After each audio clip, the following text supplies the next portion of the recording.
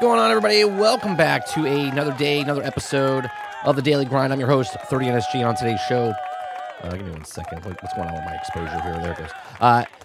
On today's show, we're going to be talking about the CrimsonDesert patch that came out last night, patch notes version 1.0.4 or 1.04.00. We're going to talk about Game Pass. Could lose other day one new releases beyond Call of Duty, experts say. We're also going to talk about Helldivers 2 making huge major order change that rewards actual players, not absent ones, and we'll see if that's a good idea or not. We're also going to talk about the Circana data that came out, right? Because we got to talk about it. We talked about it last night in the gameplay show, okay? But people are delusional, man. They're coping really hard, and I just want to explain how data actually works, okay? Because I can make data work in any way, shape, or form. But the actual data, when people run with it and then write reports about it and then start to spread it, like I said in Discord, it's like crap during a hot summer's eve when the smell just kind of spreads across everything and people start taking it because they just read the actual title. Okay. And then we're also going to watch the IGN review of Mouse PI for Hire. I heard it was really good. The game, not the review. But I heard the review. I have to watch it because they say it's so stupid because of the way the person reviewed the actual game that I have to watch it. So I said, sure, let's watch it. So we're going to do that on today's show and many other things on today's show. So if you like it, hit the like button, hit that subscribe button. If you'd like to go above and beyond that, become a member as little as $5. We do this Monday through Thursday. We just cover news stories, have conversations, give you my thoughts and opinions on the stories. Then we get your thoughts and opinions on the stories as well in the live chat. Appreciate it very much. What's going on, chat? Let me see who's all here. Let me scroll back up. Aku, good morning. Travis, good morning. Jesse Mack. Altern, Sarge, Ward, what's going on? Let's see. Eclipse, what's going on? Jason Marshall, good morning. Waterbear, good morning. I wish there was a way, because the participants, it doesn't show all the people that are actually in chat, because it's like if you talk and then don't talk, it's like it refreshes like every minute or so. It's weird. So if you're coming on in, good morning to you. So let's start off with the CrimsonDesert stuff, right? Because it's long patch notes, man. It's long patch notes. After my stream last night, after we played Windrose, I went and downloaded the patch, went into the game, started looking at some of the stuff, and they made some really good changes. Now, obviously, I couldn't do all the changes because I only played for like 10 minutes just to see what the UI and stuff did. Okay. It says, fellow Greatmains, here's the fixes and improvements that have been added to this patch. Okay, major patch update or major updates. This patch adds difficulty settings, which is huge. New storage items, new pets, keyboard/mouse and control preset options, new category tabs and inventory, new skills, improvements, and distant scenery quality, and more. Okay, it says this patch is rolling out across all platforms, and it should be out there for everybody. It's for Steam, PC, for Steam, Mac, PlayStation, Xbox, Epic Games, and the Mac App Store patch available at a later time. Okay, so first, it put a difficulty in there. So this is big news for a lot of people. What's going on, Mr. Z? This is a lot for. This makes the game so much better for a lot of people, right? Because some people like playing the game, but then when they get to the boss fights, they're like, it's too hard or whatever. So now they have an easy, normal, and hard difficulty options that have been added to settings. It says, for experienced Greymains looking for more insane or thrilling combat, hard difficulty offers a more challenging journey. For those who enjoyed many boss fights, they're looking to challenge them again. The boss rematch feature, allowing you to face that off again, is not in the game just yet, but will be added soon, probably next week or in the next couple weeks or whatever. Okay, easy mode. Easy mode is reduced damage taken by the player, reduces maximum health, aggressiveness of the overall speed of opponent, extended the timing windows for parry and dodge, reduce the frequency of boss attempting to counterattack escape when hit. Normal is exactly the same. So if you don't want to make it harder or you don't want to make it easier, just keep it exactly as is. Normal is the same. It didn't touch it. Okay, the difficulty you've been playing so far. Then for hard, people that want to get good, okay, food items effects won't apply immediately and will only take effect after the consumption animation is complete. Increased damage taken by the player increase maximum health, aggressiveness, and overall speed for the opponents. Okay. Then we have reduced timing window and parry and dodge. Give me 1 second. I think there's someone at my door. My dog is barking. No, he's just barking. He's just being him. Reduce invincibility duration for roll. Increase the frequency of bosses attempting to counterattack or escape when hit, and adding additional combat patterns for certain bosses. Okay, so you got that. It said added a sturdy gatherable chest, which can be also set up with the housing system. So apparently they've changed a bunch of stuff with the housing system. Let me know if you guys have been using the housing system. I'll be honest, I haven't used crap for the housing system. I like throw stuff in the actual place and never touch it. The sturdy gathering chest has 1,000 slots and can be purchased from the furniture shop. So it looks like I'm going to be buying the chest because that's just more stuff I can throw in there, huh? Hoarder, let's unite. Okay, materials stored in the sturdy gatherable chest can also be used to crafting or refinement with them and not carried out in your inventory. Added a cuckoo cooler and an enhanced cuckoo cooler items, which also can be placed with the housing system. Okay, so we have that now. The cuckoo cooler holds 40 slots. The enhanced cuckoo cooler holds 330 slots. Ingredients stored in either the cooler can be used for cooking, even if they are not carried in the inventory. So that's good as news as well. Added the collectible chest, which is a completely separate chest, which can also be placed through the house. The collectible chest can be used to store various quest items and crafting recipes. The collectible chest has 1,000 slots and can also be obtained through a quest. So there's that as well. What else? Added an outfit storage feature to the wardrobe, which also can be placed through the housing mode. The wardrobe can be purchased from the furniture shop. Each wardrobe provides 100 storage slots, and the total storage capacity increase based number of wardrobe places. The maximum outfit storage capacity is 1,000. So you can get basically all the stuff in the game and just throw it into your wardrobe storage and then pull out what you need when you want it. That's huge as well. Added a select house option where you can also change the layout of your house. This is a lot of stuff for the housing stuff, man. Didn't even know they did all of this. Selectable house types unlocked based on the Greymane's Camp expansion level. So you have a compact house, a standard house, a spacious house, and a spacious Palunce house, which is in the upper part of the northern map. Improve house mode related UI and controls. Okay, so added a function that allows all furniture items placed throughout the house mode to be retrieved all at once. That's huge. Improve the Greymane Camp to avoid spoilers. Change related to the content are listed in the drop-down menu below. So I won't hit that just in case I don't want to spoil anything for you guys. All right. Improve the observation feature. So the Abyss artifacts can be earned when observing a skill that can also already been acquired by using the Abyss artifacts. Also improve the following items, which also previously unstackable to now stack in your inventory. Regular Abyss gears, insects, fish, and animals. That's huge. So good quality of life stuff they've added. Added birds as pets. Okay. You can also encounter these new companions throughout Pywell. Added a saute of bond item, which allows you to gain trust with birds. Place of various types of food that birds might also bond to feed them and gain their trust. And then the bond can also be attained through a quest. They added 5 new types of cat pets. So more cats for you guys to collect. I have one. They improved the Abyss. How do you say that? The Hakalag. Butchered it. High five. So that also can become your pet as well. Added a function to change the names of the horse and pets. There you go. People were asking about that. So there you go. So now you can change the horse names and pets. Fixed an issue where cats could remain on a player's shoulder indefinitely, contrary from the intended design. However, considering that many of the Greymanes actually like the cat's behavior, we have added the item that allows cats to stay on your shoulder for a longer period of time. So there you go. Add an accessory slot for pets, which also allows pets to now take on a wider variety of roles. The Seagull of Bonding equipped is also the item on the pets can ensure to stay longer on your shoulder.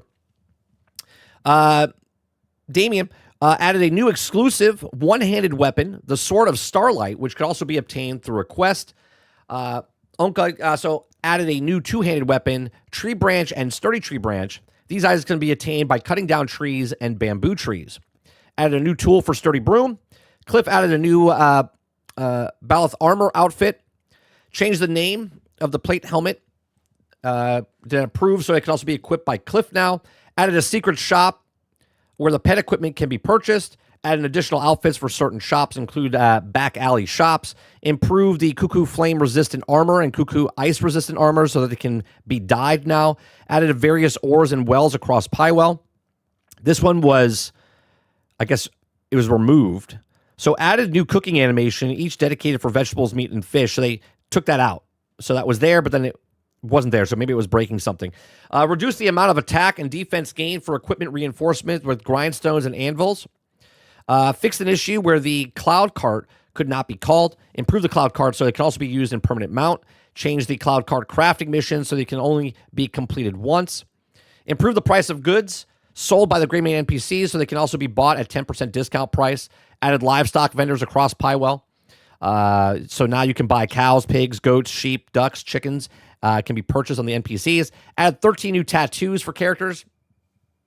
You really can't see your tattoos, so it doesn't really fucking matter. Added a lock function to prevent selling and discarding the selected items. Improved gathering and mining so that the quality of items obtained applied consistently.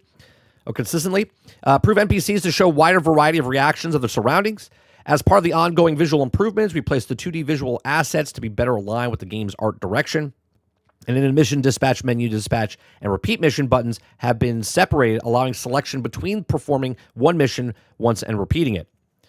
Controls. They added a preset feature for both keyboard and mouse controls. The original controls are available in classic preset, and more detailed controller customization will be also added soon. They added a feature where you can also, the interaction key is pressed and corresponding action is performed immediately. So that's good. So instead of the delay, now it just picks it up. See the difference? So there you go. The keys overlap. If it overlaps, then you have, makes it easier, right? The feature can also be used through the default settings and settings input controller customization. This feature allows to choose between either or the original or double click. Improve the controls for aiming. Add a function to allows you to turn your lantern on and off. I saw that last night. It was really nice. When you're holding your lantern now, you can hit left or right on the D-pad to turn it on and off, or I think it's left on the D-pad. Adding a using skill elemental option. Selecting quick slot options allows you to select elements assigned for individual input. Change controller for the vault.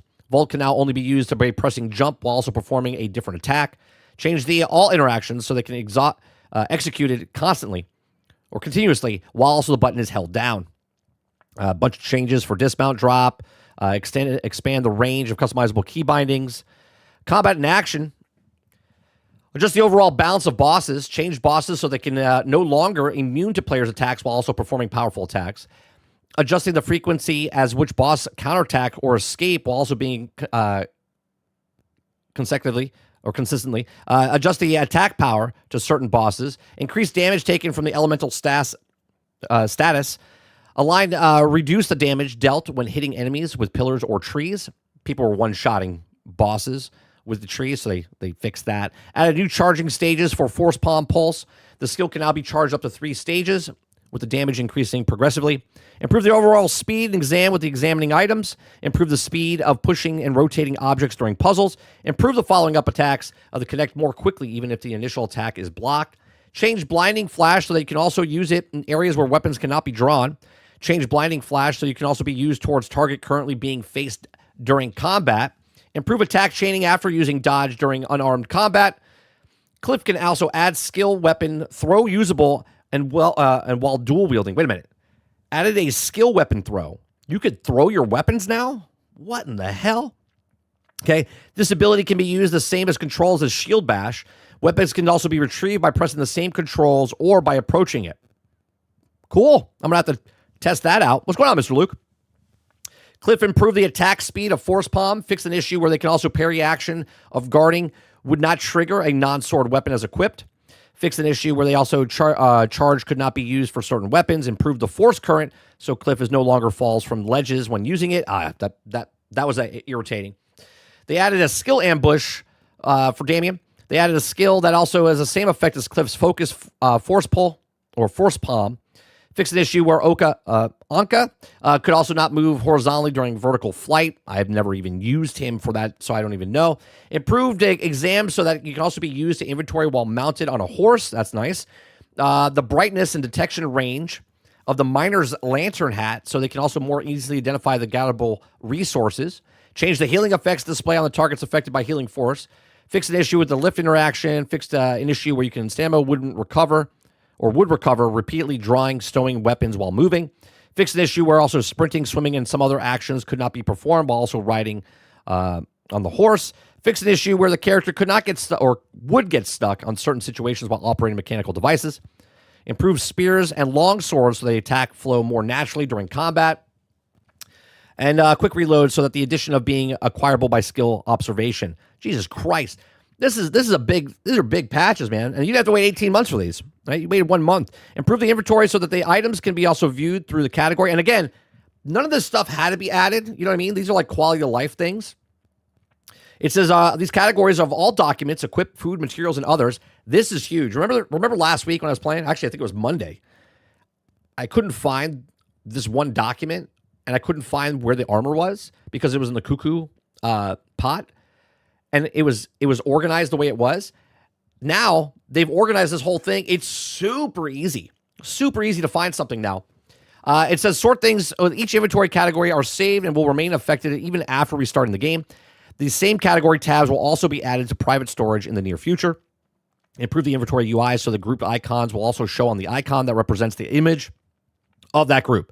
Huge, right? Such a small thing, but a huge thing for quality of life. The feature also may be turned on or off in settings, play, and show group icons in the inventory.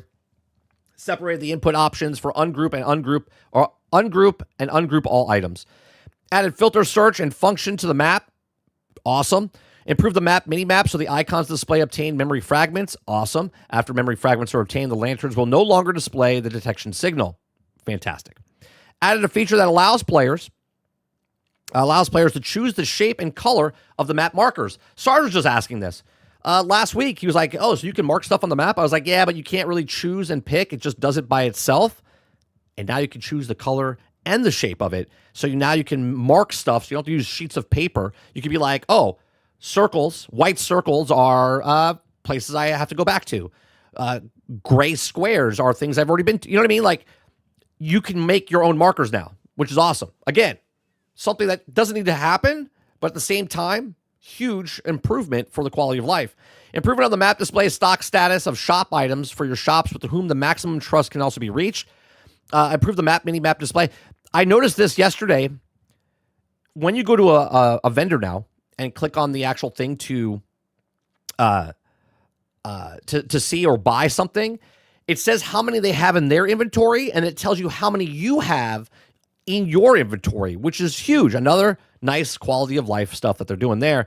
Adjust the layout of their skill menu. Improve the faction quest challenge UI and show the number of quests and challenges available. Improve the journal so that they can reward item information that can be viewed. Added UI display to shops that shows how many of the items and the players you own. There you go. Approve shops by menu and display conditions required to purchasing deactive items. Graphic settings.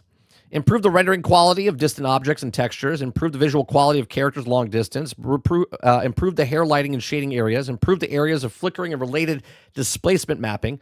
Added a max size subtitle of font settings. Added colorblind modes, chromatic mode, photosensitive mode. Improve the quality of AMD FSR and ray regeneration. Improve the quality of the Intel XESS 3.0.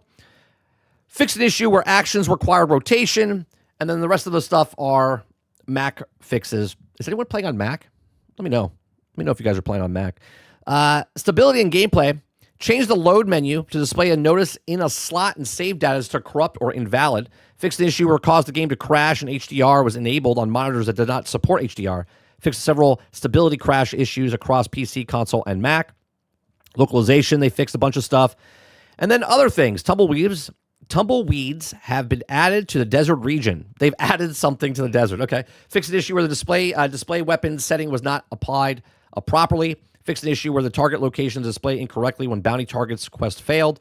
Fix the bounty system so you also player's bounty is too high to turn the bounty target, bringing the target to trigger an arrest instead of a handover cutscene. Improve comrades' behavior so they do not attack bounty targets. Fix an issue where the complete certain quest tracking quest did not trigger properly. Improve the journal indicated whether the quest target was also dispatched on a mission, improved the progress display of cumulative quests such as to rescue, fixed an issue where the game would also occasionally close when retrying bosses, fixed an issue where the character switch menu became available. Holy Christ, look at all this stuff, right? So there you go, chat. CrimsonDesert is setting standards here. Other games have done fixes like this pretty fast. But this game is so goddamn big, and they've added so many things. I wouldn't be surprised if they added, out of this world, like all of a sudden now we can play co-op and stuff like that. Right. Mr. Luke said it. Next big update. Online co-op. Let's go. Yeah, it could be. Who knows? Right? So there you go. CrimsonDesert with the big, big patch. It was 44 gigs. 44 gigs. All right, let's see what you guys are saying in chat here. Let's see. What's going on, Mo? Good morning. Cisco says, hold the line, Mo. He's always holding the line for Xbox. Ron says, I have not played CrimsonDesert, but it seems that the devs are dedicated to continuing to make this game better for its users. 100%. And the game was good when it came out. And now they're just making quality of life stuff so much better. Mr. Luke says, been helping a mate with his narrow boat from London to Nottingham this past 2 weeks. That was fun. Oh, that's cool. Travis says, bad news, Mike. Evidently, CrimsonDesert has been named the game that needed so many patch notes that it can't possibly be a good game. That's right. It's a terrible game. Mr. Luke says, I like having other guys join me on the fighting and traveling and the pet to be pick up all the loot for me. I have to do that more. I never bring another person with me. I just forget to do it. All right. So going from that, we're now going to go to the next story, which is Game Pass. Xbox Game Pass could lose other day one new releases beyond Call of Duty, experts say. If you guys like what I do, we do this Monday through Thursday from 10 o'clock in the morning till noon Eastern. If you like it, hit that like button, hit that subscribe button. If you'd like to go above and beyond that, become a member as little as $5. I just cover the news story, give you my thoughts and opinions, and we get your thoughts and opinions as well. So Xbox Game Pass could lose other day one new releases beyond Call of Duty, experts say. So the big Xbox announcement this week was the price cut. Give me 1 second, guys. Would be the price cut of the subscription and the major shakeup it's seen that Call of Duty games no longer coming to the service at launch.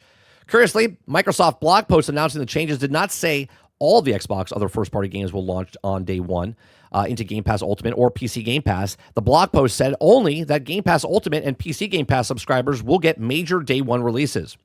Given that language, many are wondering if other games beyond Call of Duty release could be stripped out of Game Pass for day one launches or window. To use the industry term, it remains to be seen, but it's also a possibility that the analytics peers Harding Rolls analysts believe could happen. So why? Probably all about the money. Well, duh. Of course it's all about the money. These things are usually tend to be. He says he wrote in LinkedIn that keeping the Call of Duty games on Xbox Game Pass for about a year would generate significantly more revenue for Microsoft. Instead, there was reporting that Microsoft missed out on $300 million in revenue when Black Ops 6 launched into Game Pass on day one. Microsoft, no doubt, got people to sign up for Game Pass by including the service, too, so the $300 million figure might not tell the entire story. But clearly, losing out on the revenue is not something Microsoft is keen to continue going forward. Now, we did talk about this a little bit yesterday. Certain games with Jez Gordon's article that we talked about yesterday, certain games like Forza, Sea of Thieves, Grounded, they're built from the ground up to be on Game Pass. That's just the way they're structured from the foundation, where other games like Call of Duty is not built from the ground up to be on Game Pass, right? So that would figure that certain games, let's say Fable, I don't know if it was built from the ground up to be on Game Pass. And when I say built up for Game Pass, we're talking about live service game. We're talking about constant leveling up or constant new quests or dailies and weeklies and stuff like that to keep you coming back and paying for it, right? I've always said that if you're going to buy Sea of Thieves, buy Sea of Thieves. Don't play Sea of Thieves on Game Pass because you could pay $40, own the game. But if you're just playing Sea of Thieves and you have 400 hours in Sea of Thieves, you're not playing anything else, don't play on Game Pass because you're paying way more for that game than if you would just buy the game. Like 1 month of Game Pass at the $30 is just $10 less than what the game costs, outright. So if you're playing live service games, if you're playing a Forza, okay, don't play it on Game Pass. Try it on Game Pass and then buy the game if you're going to play it for hundreds and hundreds of hours. So we'll see if Fable, obviously, will it be day and date? Could be. Maybe they take it away. Who knows?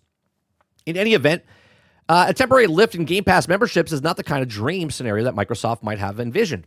So it makes sense to see if the company cut out the Call of Duty games from Game Pass going forward. There was also no doubt that no insignificant percentages of Game Pass subscribers who were not interested in the Game Pass at all, and yet were essentially helping subsidize the franchise inclusion by way of the membership, which has also went up from $30 a month in October of 2025.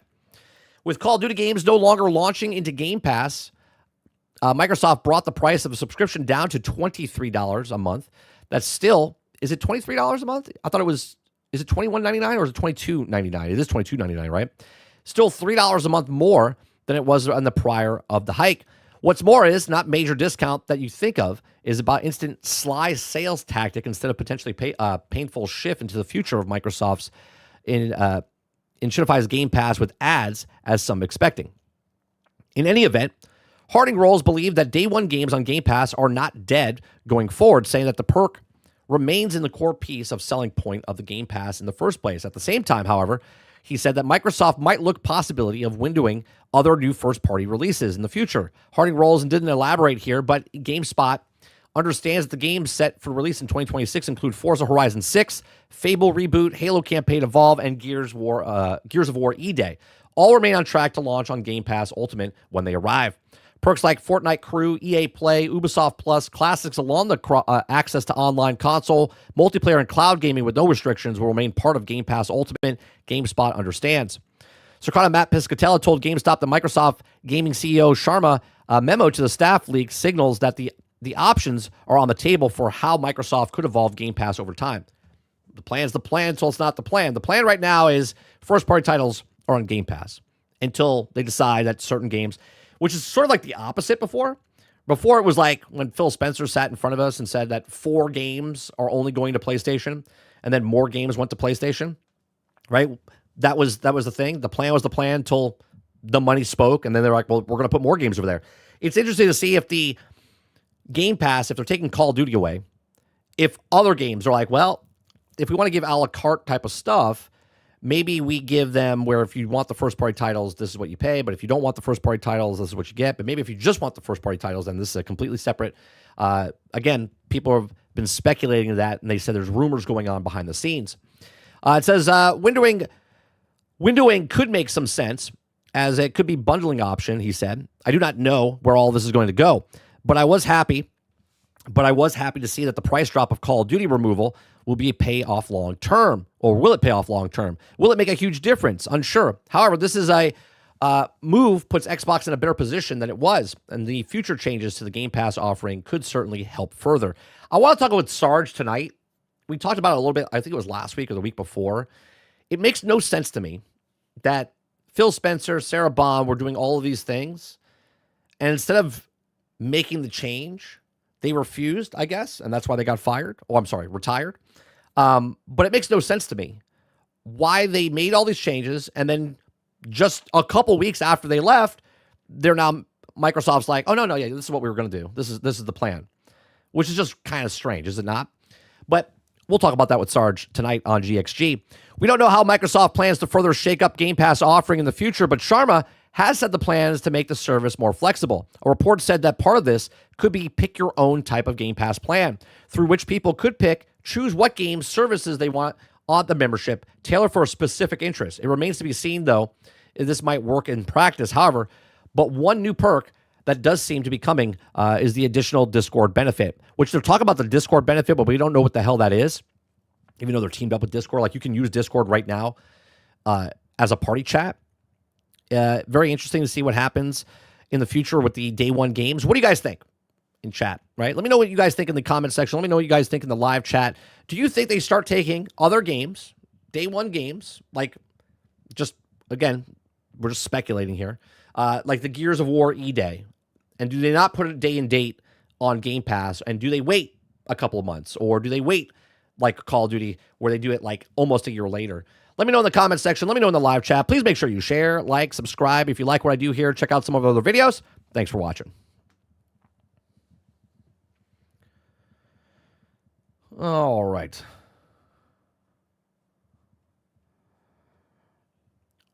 Is chat broke? What happened? Chat is broke. There it goes. It just caught up. It just caught up. Let me scroll back up here.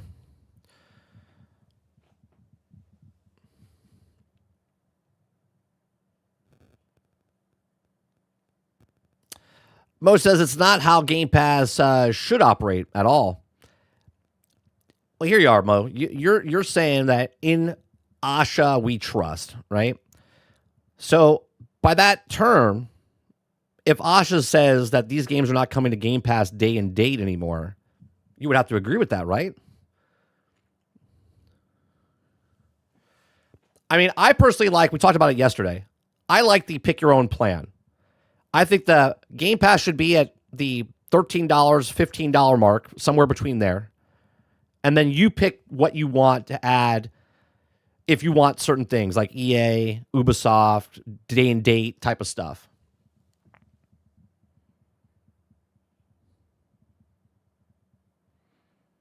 Game Pass should be exactly how it is, unless they give me a family plan. Argus says $22.99. Thank you. Argus says, COD being added wasn't worth the $30 a month total price tag. COD has been terrible the last few years, and many people don't play COD. So this was a good move. I think there's a lot of stuff, though. A lot of people don't care about the Fortnite, the pass that they gave, right? I mean, don't get me wrong. There's a shit ton of people that play Fortnite, but there's also a shit ton of people that play Fortnite that or don't play Fortnite that have the Ultimate Game Pass, and it's kind of a waste for them, right? It'd be nice if I could remove that.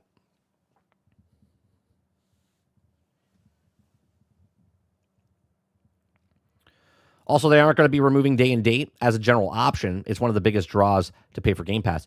Sure, but again, it all depends on what they decide. Remember, the 4 games going to PlayStation was just a test, and now they added more. So, as Asha Sharma said when she came in, a plan's a plan until it's not the plan. So, yes, day and date is it. But if they look at it and go, well, maybe we shouldn't give it day and date, because how many people are paying for that $30 a month or now $23 a month for the top tier? Are more people paying for Ultimate or more people paying for the mid-tier stuff? Titan says fan backlash hurts their numbers.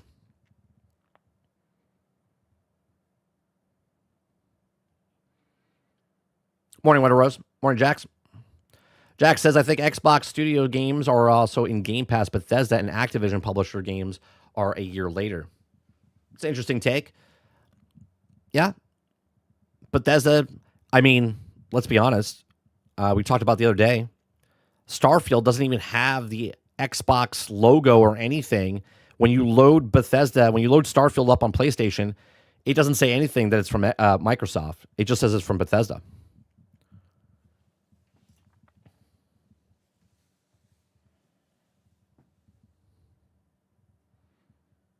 What's wrong, Roadkill?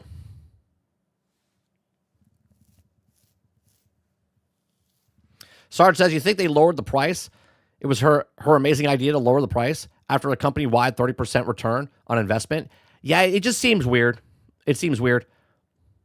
Like, all of a sudden, she came in, like, they didn't think about this ahead of time, right? They're like, we're going to raise it to $30. And they're like, everyone, that's a great idea. That's a great idea. She comes in and she's like, I don't think we should raise it to $30. Oh, that's a great idea. That's a great idea. I can't believe we raised it to $30. Like, what are you talking about? Nobody said anything when they're like, hey, we're going to raise it to $30. They're like, do you think we should do that? Everyone's like, yeah, let's do it. $30. And then all of a sudden, Asha comes in and goes, I don't think we should do $30. Like, yeah, let's not do $30. Let's lower that. Like, what are we talking about?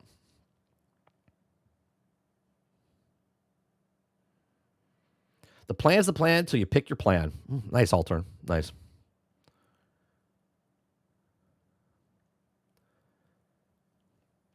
Hero says they should just get rid of Game Pass at this point.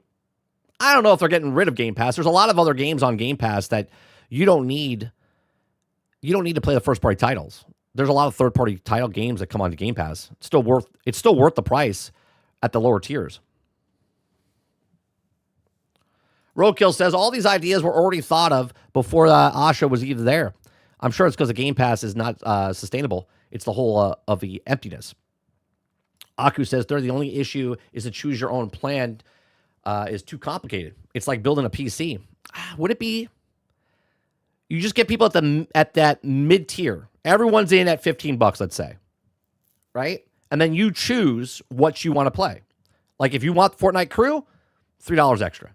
If you want Ubisoft Plus, $3 extra.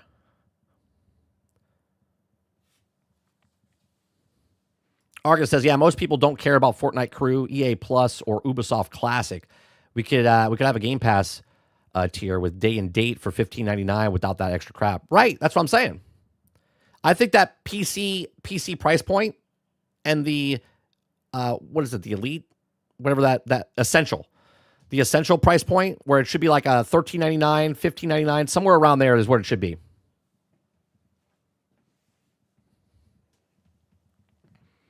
Roadkill says, yeah, but Fortnite probably has a contract with Microsoft that they can just say, well, hey, we'll pick up and choose to get rid of Fortnite. Perhaps, but that's still an Ultimate. A lot of people are not using it. Kyle says, no, day and date, they better lower that price again. No Ultimate anymore at this point. Eclipse says, I got a feeling that they're going to also make the Game Pass where you get a little bit more stuff, like not going to be gaming, maybe subscription to Netflix or Spotify or Discord. I think that's part of the plan. Perhaps. Here's the problem, though. The more they add to Ultimate, the smaller that portion that distribution gets for the people in that thing, right? So if you have Discord and Netflix and Spotify and Fortnite and whatever else in the Ultimate, that extra money, that extra $3 that they're getting from Ultimate, or actually it would be like $7 from the last tier to that. So they're getting an extra like $7. That's being split across so many other contracts and things, right? Epic gets a little bit. Spotify gets a little bit. Netflix gets a little bit. Elder Scrolls 6, not day and date on Game Pass. You heard it here first. I think Elder Scrolls 6 might be day and date on Game Pass, but it might not be day and date on PlayStation. Who knows? I guess we'll find out in 2030. Argus says, Mike, I've paid for the highest tier of Game Pass monthly since the first launched. If they completely remove day and date, I have to wait a year for games. I will cancel my membership or move. Sure. But that's why I'm saying if they... Well, how about this, Argus? What about they just make a plan where it's just first-party titles? It's just first-party titles. You don't get the extra bonuses of EA Play, Ubisoft Play. You don't get to get the Fortnite thing. It's just a plan where you get day and date.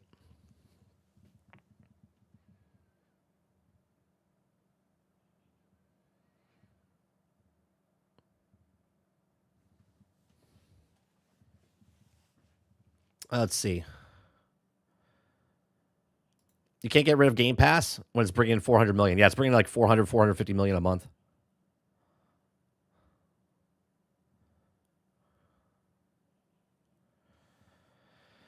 Arca says there is very good reason they don't let you pick and choose a service. They want you to a certain price that they have set and aren't interested in giving you what they... Well, yeah, but the rumors are there is a pick your plan. That's the rumors.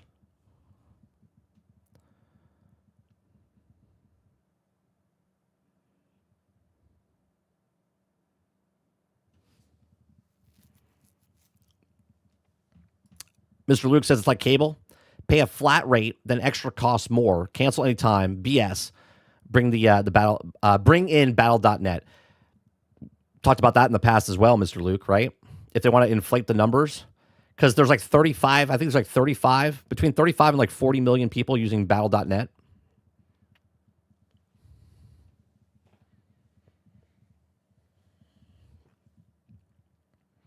Argus says if they let you piecemeal and pick and choose what you want out of the service, if everyone's circumstances, they would make less money, and they will not happen.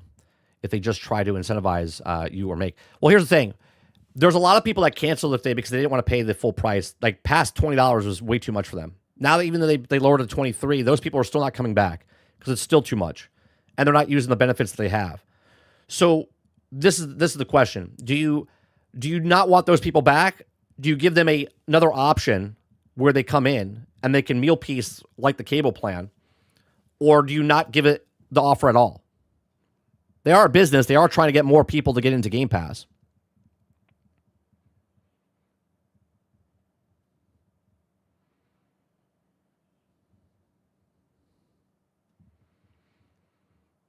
Try 2036. Todd Howard is running the show. It's true, bro. We probably won't see Elder Scrolls 6 to like mid 2030s. And they'll say it's 32 times the detail.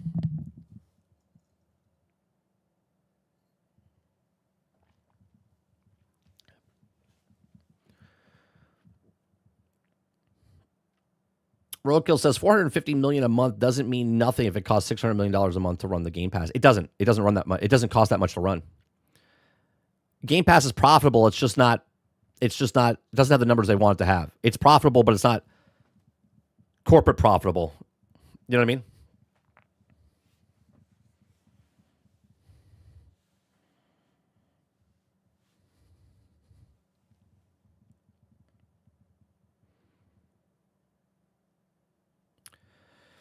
Base price like 10 to 12 bucks, and you add from there. That's what I said. I said about 13 to 15 is what I said.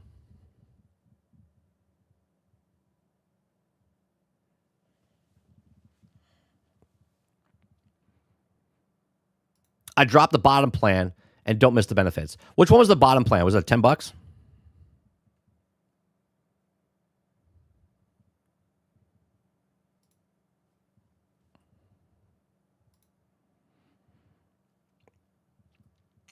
All right, the next thing I want to talk about is Helldivers. All right, Helldivers. I think this is a dumb move by Helldivers, but you guys let me know what you guys think. All right, so Helldivers 2 makes huge major order change that rewards actual players, not absent ones. So right now in Helldivers 2, for the last 2 years, two and a little bit of years, if you don't play Helldivers, but you have the game, you logged in, let's say you haven't played in a couple of months, you log back in, and then you start getting major orders, right? You start getting major orders and stuff. You would get the 50, you get the 15, you would get the 20, whatever it is, right? So if you missed a couple of weeks and then you log back in, you would just get rewarded those things, which is a benefit to you to be like, oh, cool, right? I didn't play, I come back. Now they're changing that. Right? Now they're changing it where if you don't log in during that major order, then you're not going to get that at all. All this does, right? All this does is have people, basically what they do for Epic Game Store, right? When a free game comes to Epic Game Store, what do you guys do? You log into Epic Game Store, you download the free game, and then you don't play it, right? That's what's going to happen with Helldivers 2. Instead of letting people still get it, they're now like, well, you didn't earn it. You didn't earn it, so you don't get it. Which is sort of like breaking up the community, because there's people in the community that are like, well, I played and you didn't play and you're getting the same stuff. How does that affect each other? It doesn't. Are you having fun playing the game? Then play the game, right? If these people's time and schedule doesn't match with your time, and they come in and now they only can get up to 250 bonds anyway. They can't go over that. So if you're gone for 5 weeks or whatever it is, you can't go more than what you get because it stops and you lose all those things anyway. Which was when that happened 2 years ago, I was like, that sucks. Because when you log into the game, it all automatically gives it to you, right? So if you had more than 250, you were shit out of luck and you didn't get any of them. Okay, so if you were at 250, you didn't get any of the bonds. But if I was under 250, let's say I was at 100, I can get 150, meaning I can get 3 weeks worth of major bonds. So they've changed it, right? So if you guys like what I do, we do this Monday through Thursday from 10 o'clock in the morning until noon Eastern. We cover news stories, have conversations. If you like it, hit that like button, hit that subscribe button. If you'd like to go above and beyond, become a member as little as $5. I've read these stories, give you my thoughts and opinions, and we get your thoughts and opinions as well in the live chat. All right, so Arrowhead Game Studios has made a major gameplay change in Helldivers 2, with the revised system for games major orders. Prior to today, major orders, the title frequency in game campaigns, always saw rewards given to any player who booted up Helldivers 2 if you were absent for the entire campaign or if you earned the War Bond medals and cosmetics, even if never logged in during that period. This meant that coming back from the extended absence of the game would also reward you with the host of goodies without ever participating.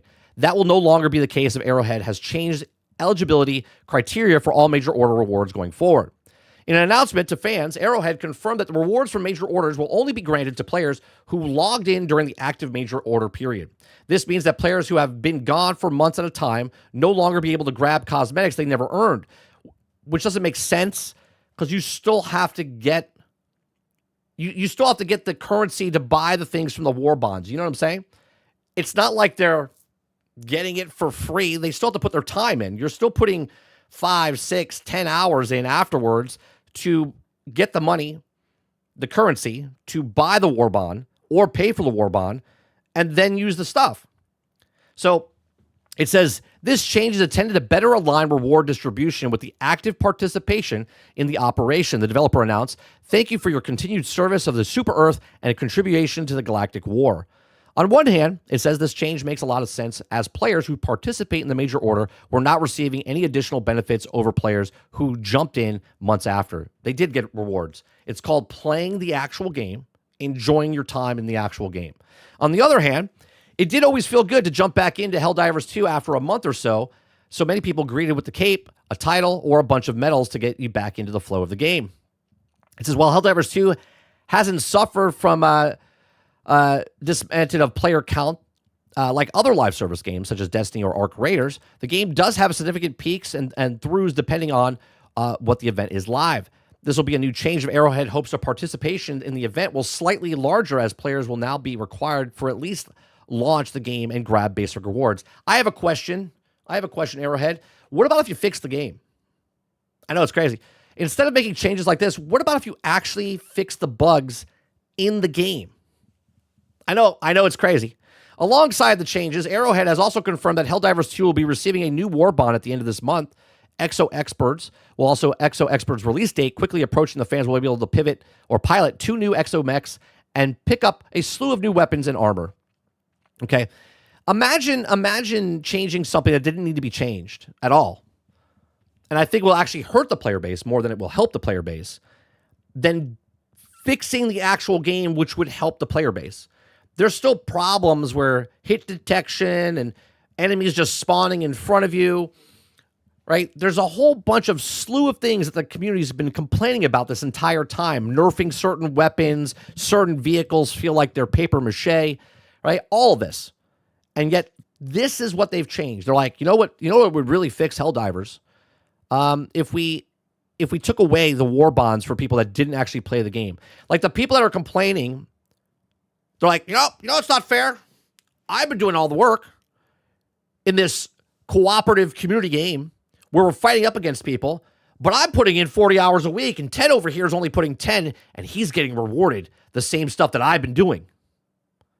Well, Ted has a job, and Ted can't put as much time in as you, and now Ted's being punished, but now he has to just log in. That's it. He doesn't have to participate in the actual event still. All he has to do is log in during that week, log out, and now he's rewarded with the $50 or the 50 war bonds, right? Like, do we see a problem here?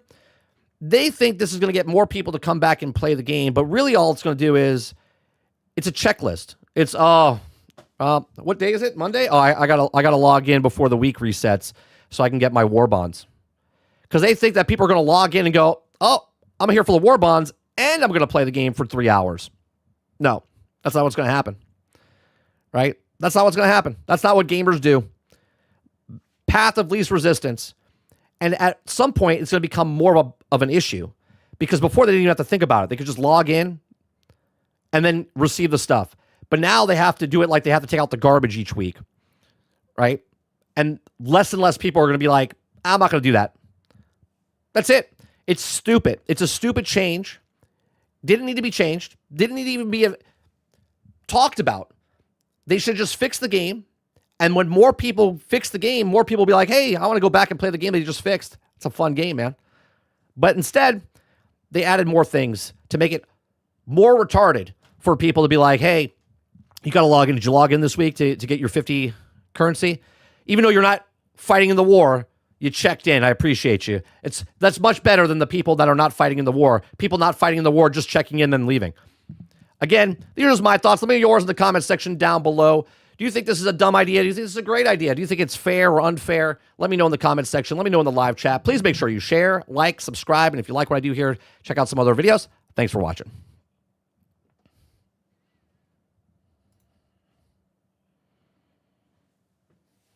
Pone says, I'm doing my part. Yeah, just log in. That's it.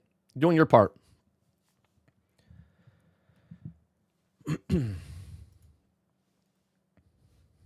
And here I thought many gamers loved socialism.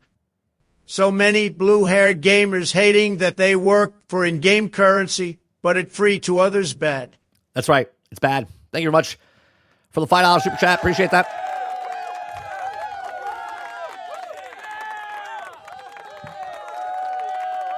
Luke says, sounds dumb. I haven't played since we played last year. Yeah, it's crazy, though, to think, like, they're like, you know, what would bring people back to Helldivers 2? Maybe we should fix the thing. No, that's a stupid idea. Fixing the things? Wait, are you dumb? Maybe we should not reward the people the war bonds. Brilliant. Let's do that. Instead of them checking in once every 3 weeks, now they have to check in every week. Sounds brilliant. Our number will go up. Our number will go up, and we can look at that and say, look, more people are playing the game. No, more people are coming back just to grab the war bond and shut it off.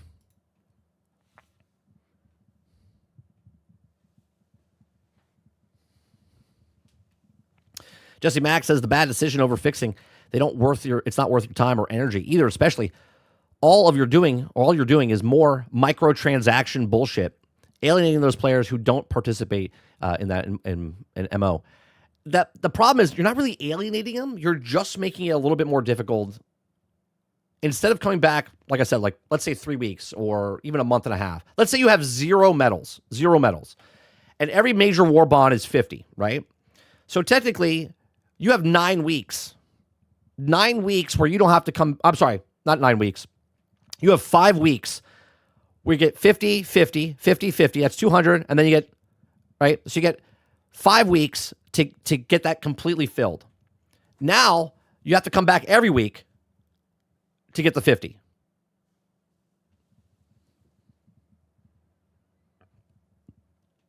Ron says Helldivers 2 and Game Pass will bring people back. No. Cannot lie. I have not touched Helldivers 2 in quite some time. Sinners, why haven't you, though? Right? So technically, you don't even care that you're missing out on war bonds now, because right now, if you logged in, you're going to have 250 war bonds. Right? Let's say you haven't played for 6 months. You're only getting 5 weeks of the war bonds. So does this make you come back more? No. This doesn't make you come back more.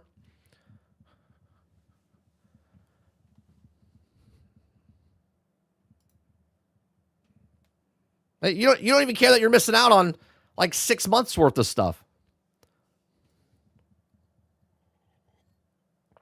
People would come back and play the game. And again, a lot of people are playing the game. It's still got good numbers. But the people are coming to play the game because it's fun. But they're stopped playing the game because it's not being fun because there's so many things that are broke. So many things that are broke with that game. And this is how they fix it. Or not fix it.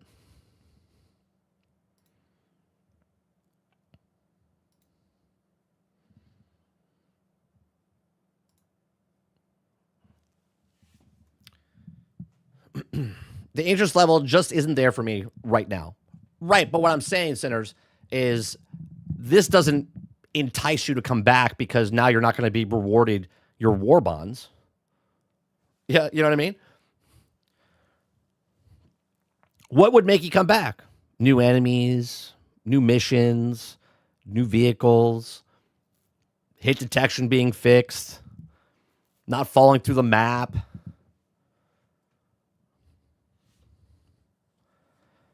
Mr. Luke says, so if to lift the limit and fix the bugs, it's fun and rewarding. Right.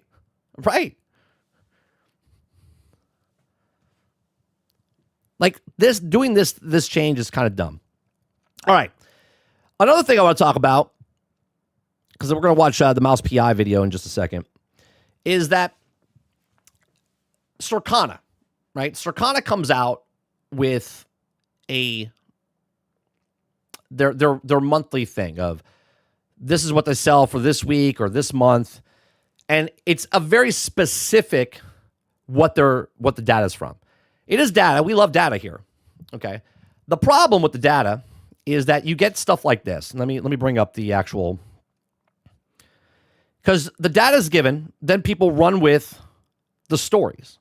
And then people, because they don't read past the title, they believe what they believe is real and not, miscued in any way, shape, or form.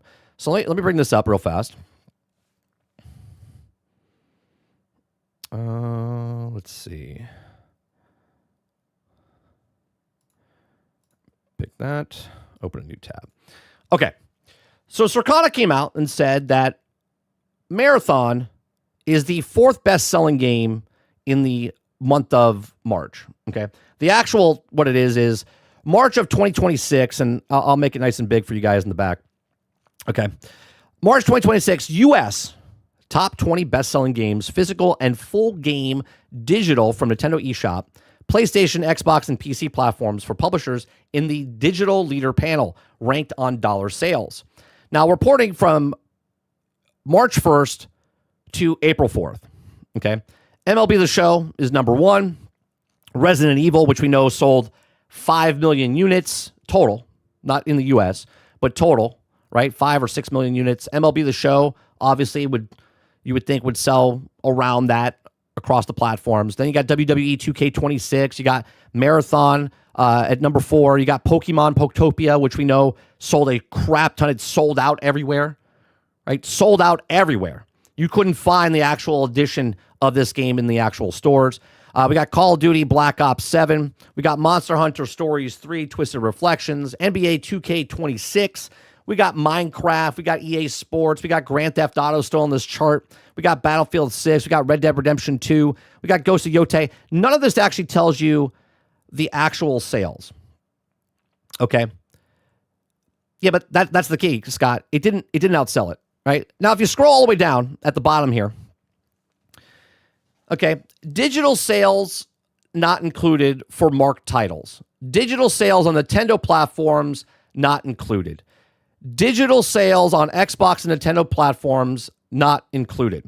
All right, so you look at these little markers. You got the star, you got the up arrow, you got the 2 double arrows, and you look at this, the double arrow, right? So it's number 1, and it's also not being with the digital sales. Potopia, it's got the star not being counted with digital sales. You got the Minecraft with the arrow going up, not counted for digital sales. Crimson Desert's got the star, not counted for digital sales. Pokemon and Legends Z through A with the star, and Mario Kart World with the star. Okay. So now people, they make articles like this, where despite driving 12% spending growth, Crimson Desert missed the top 10 best-selling games in the U.S. for March of 2026, and Marathon makes the cut. Now, again, from just looking at this is not a lie. Right? This is not a lie. This is exactly telling you what it is. It's a data point of what it is, but it's in the U.S. But people start running with this and saying, oh, well, Marathon's successful, and it sold really well. The problem with this is we know that Marathon only sold 1.2 million copies, right? We know that it only sold 1.2 million copies. We also know that Crimson Desert sold 5 million copies. So WCCF Tech here is doing this because they know it rage baits people, right? It rage baits people by comparing this to comparing that. We know that this game that people don't like is successful, and we know that this game that's people like is not successful. But they're trying to use Crimson Desert with Marathon and say, well, see, Marathon beat Crimson Desert in the US. This is like me telling you that my stream right now with how many people? 33 people. Okay. You didn't know the number, right? I'm telling you the number is 33 people. If I tell you that my stream is the number 1 stream right now in Canada with people between the ages of 35 and 40, right? On television sets that could 100% be true, right? But I wouldn't compare myself and say that my channel's better than this, because that's just false. The overall number is I'm a small channel. My channel's not very big. But to make it sound like it's bigger than it is, even though you know the number is 33 people watching, right, is just not true. Then what happens with this, okay, then what happens with this is because people read this and say, well, Marathon's number 4 on this list, so it's doing well. Take that, you chuds, okay? But this is a data point. But the data point is only giving you the data they want to give you to make it be better than what it actually is. Overall, this is not even on the list. Because overall sales, right? If you don't care about sales, then you don't care about any sales, let alone if it's in the US sales or the world sales, okay? The problem here is they're trying to make it sound better. Now, why are they trying to make it sound better? Because facts are facts. Marathon is struggling, okay? Marathon is struggling, and I don't care if it struggles. I don't like when news is given and people run with it, because this number is not good. The less than greater than number is terrible for this game. Why is it terrible for this game? Because this is a live service game. This is not a single player game. This is a live service game that needs a player base, okay? That needs a player base to keep it going. Their servers are constantly going, all right? So when people, right, and again, if you like the game, like the game. I don't care that you like the game. Enjoy what you enjoy. But to defend, as we call them, we call you a trash knight, okay? Which you can white knight or whatever else. We call you trash knights because you love something and you're passionate about the thing that you love and you're trying to defend it, even though the factual thing is this game is not doing well.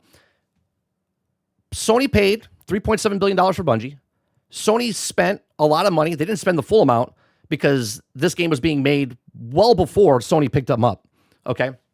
So they're not in it for the full $250 million. Sony is probably in it for, I don't know, maybe a quarter of that, because Bungie was in it for before that, okay? So Sony's not totally in it for the actual price of the game, but now the servers and the marketing and all this other stuff is happening, and they need to make this game survive, okay? Outlets make money because they want access to these things, so obviously it's beneficial for certain companies to write articles like this, okay, to make it look like the game is better than it's actually doing. And again, if you don't care about the numbers and if it's doing well, then just put your blinders on, enjoy your game, and play your game. But if you're going to come in here and you're going to trash night for the game, whatever game it is, remove Marathon, remove CrimsonDesert, whatever game it is, and the facts are the facts that the game is not selling well, and the numbers show you that the player base is not doing very well, that is the problem, all right? That is the problem. Uploading, there is no lie. If you're listening to me, see, here we go. Here's a trash night for you. If you listen to the words that I was actually saying, I said everything they're saying is factual. I said the problem is that people write articles and then people run with it saying that it's successful. It's not successful, right? Clear out your ears. Listen to what I'm saying. I'm not hating on Marathon because I hate Marathon. I'm giving you the numbers of what it actually is happening. Go to the comments section of all these things that people write these articles, and they're like, see, it's doing well. It's doing well. 1.2 million copies sold. 70% is on Steam. Okay? The game is not doing well.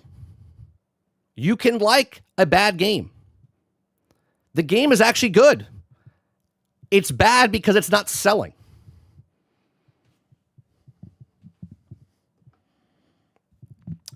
Kraken says, I love Marathon. I think it's amazing. Slept on shooting, but I can acknowledge the basic dead for whatever reason. Anyone denying it's dead is an emotional idiot. Thank you, Kraken. Success is based on what the company thinks is success. Based on this, the game is dying rapidly. Correct.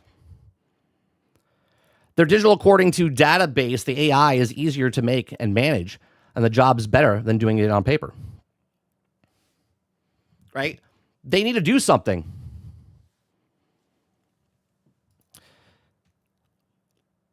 The article doesn't suggest Marathon's a big success.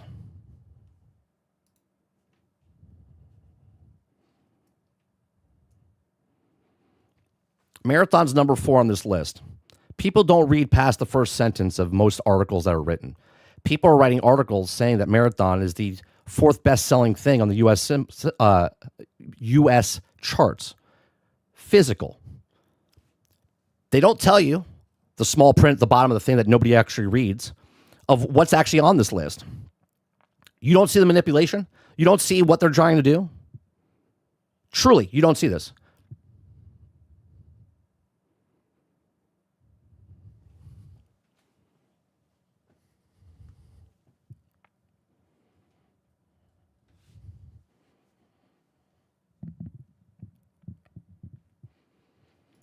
Come on, let's be honest here. Most people don't read past the first word. That's what I'm saying. That's what I'm saying. Here's the thing, Upload. You're not engaging with anything I'm saying. You're literally doing this. You're like, I don't know what the problem is. Circana's not trying to. Did I say Circana is doing anything wrong? Rewind what I said. I said what they're doing is giving you the data. It's one data point, but it's not the whole data. Just to let you know, digital sales are 80% of all sales now. Okay? But at the bottom of here, digital sales not included for marked titles. Right? Digital sales on Nintendo platform not included for certain titles. Digital sales on Xbox and Nintendo platforms not included. Okay?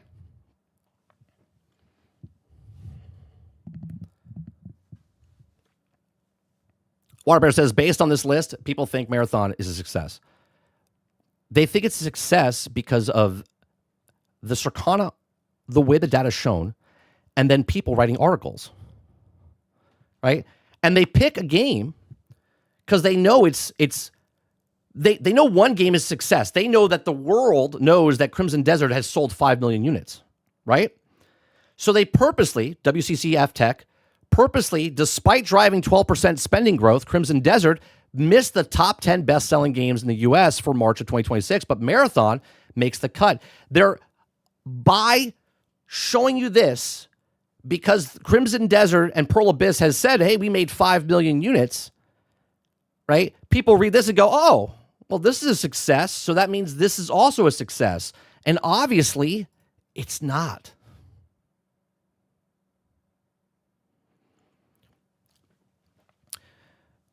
I agree that the headline is bait. I mean, that's what headlines are.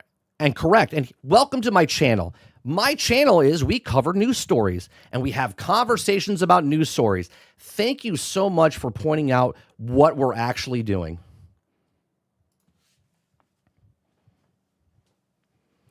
The article itself doesn't suggest Marathon's a big hit. All I'm saying, bro, what are you talking about? It literally is using something that is successful and saying that this thing is better than this thing.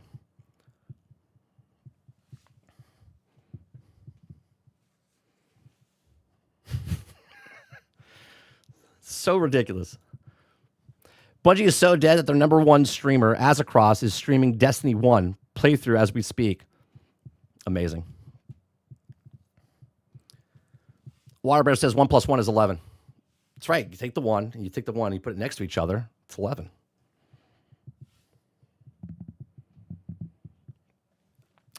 Here we go. Here's what I'm going to do for you. Here's what I'm going to do for you. And you can decide if I'm being an asshole or I'm not going to be an asshole, right? I'm done talking to you. Okay, I'm done talking to you. Have a nice day. Okay, you can listen. Okay, because you're not listening to what I'm saying. I've already said that people don't read the articles. They just read the heading, and then they go on social media to spread this like it's fact.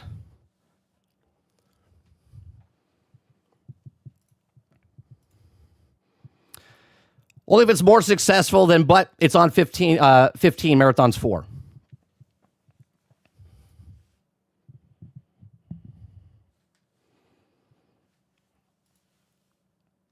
All right. From that, we're going to go to this right here. which is the Mouse PI for Hire review. Okay. Oh, we don't ban anybody, Argus. We just time them out. There's no banning. You know, we don't ban anybody.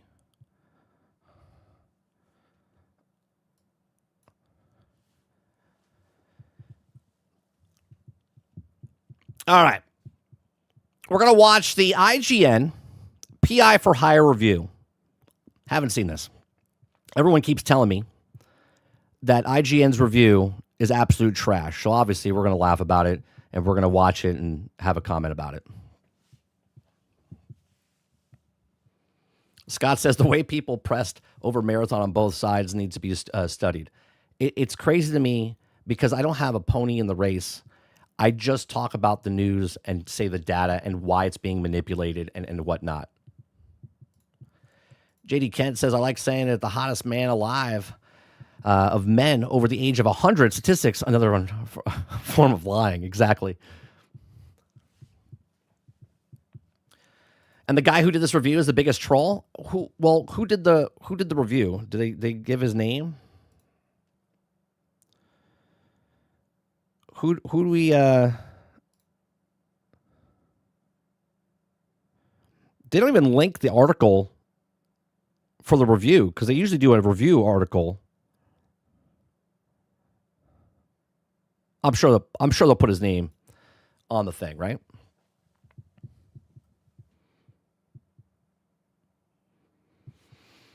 Oh, I ban retards in Maple mainstream. You got to mess up pretty bad for them to because it tolerates it. Yeah, I don't ban people. You got to be pretty on edge for me to ban you. All right, let's watch this.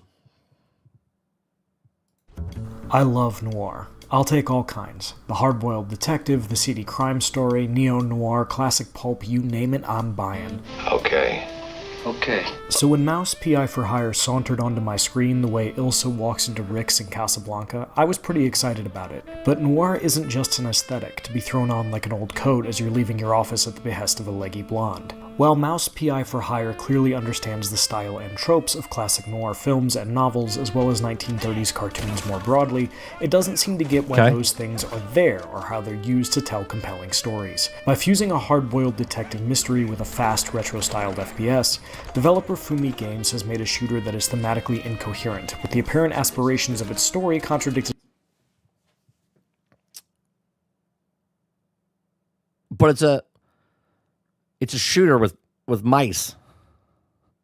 It's a shooter with mice. Like it doesn't need to be too serious, right? You're a mouse with a gun. At every point by the actual action. Of all the Steam libraries and all the PCs in all the world, Mouse PI for Hire walked into mine, and I wish I liked it more than I do. It's over. You got nowhere left to run. I run toward the dream.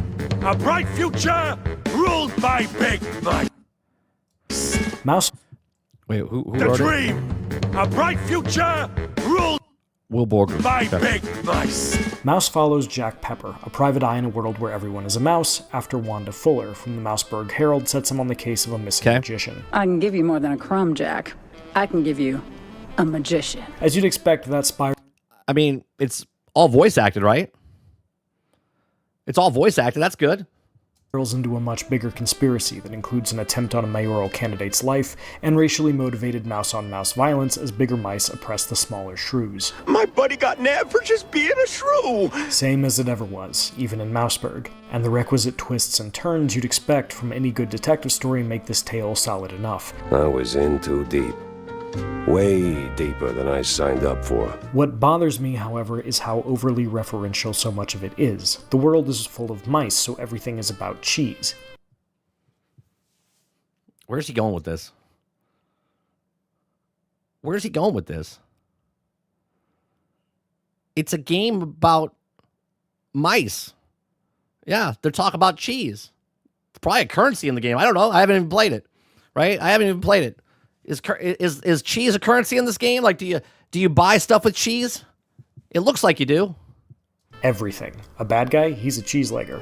These cheese-leggers in on the shrew racket. Run into a lady mouse with a sultry voice, it'll be described as Gorgonzola picante slapped on a mozzarella platter. Uh-huh. someone That's called a joke. Like, it's just fun. Like, he's getting upset because they're using too many cheeses and puns? need to assure you they're telling the truth. Swear on my mama's cottage curds. This is charming initially, then it never stops. Everything is a reference to the fact that everyone is a mouse and mice like cheese. Because they're mice. And mice like cheese. I wonder if this guy has ever watched the Broadway show of Cats. If he had a problem with cats, the way they talked and how they purred. And when it's not, instead it'll be a reference to an old cartoon, or the fact that this is a video game. It's a video game. Which you work for a company that reviews video games. We are 2 minutes and 15 seconds into a 10-minute video, and I have yet to hear anything about the game. Like, mechanics of the actual game. Jump. Just act like you didn't. I should have probably guessed the former when one of the first things I saw was a steamboat named Willie, but at least that and the reference-heavy power-ups are cute. Constant callbacks to classic films or other video games? Not so much. And it doesn't end there. A boss fight in the sewers? It's a literal alligator because of course it is.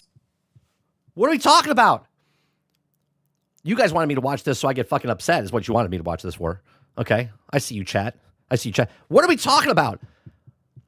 There's a boss fight in a sewer, and the alligator's the boss. Of course it is. What would you like it to be? If it was a rat, you would be upset because there'd be one more rat talking about cheese. What are we talking about? If you're looking for the cheese-liking foreman, Jack will quip that he doesn't look like much of a boss. More like a mini-boss. And then laugh at his own joke. Because it's a cheesy joke. These are cheesy jokes in a game about cheese and mice. The voice actors, led by Troy Baker, do an admirable job with what they have, but nothing in Mouseburg is allowed to just be. It has to be a mouse reference, or a literally cheesy one. This guy's whole criticism is that he doesn't like the references of cheese. How's the mechanics? How's the gunplay? How's the audio design? How's the control scheme? Cheddar. What's wrong with Gouda? No Gouda if you broke, Jack. Or a reference to something else. Ticket seller. I'm going on a perilous journey, so I need your strongest tickets. It's hard to care about anything in Mouse PI for Hire because it never stops making jokes about everything. Here's Jacko. It just wants to remind you of other better things. Surely that's enough, right?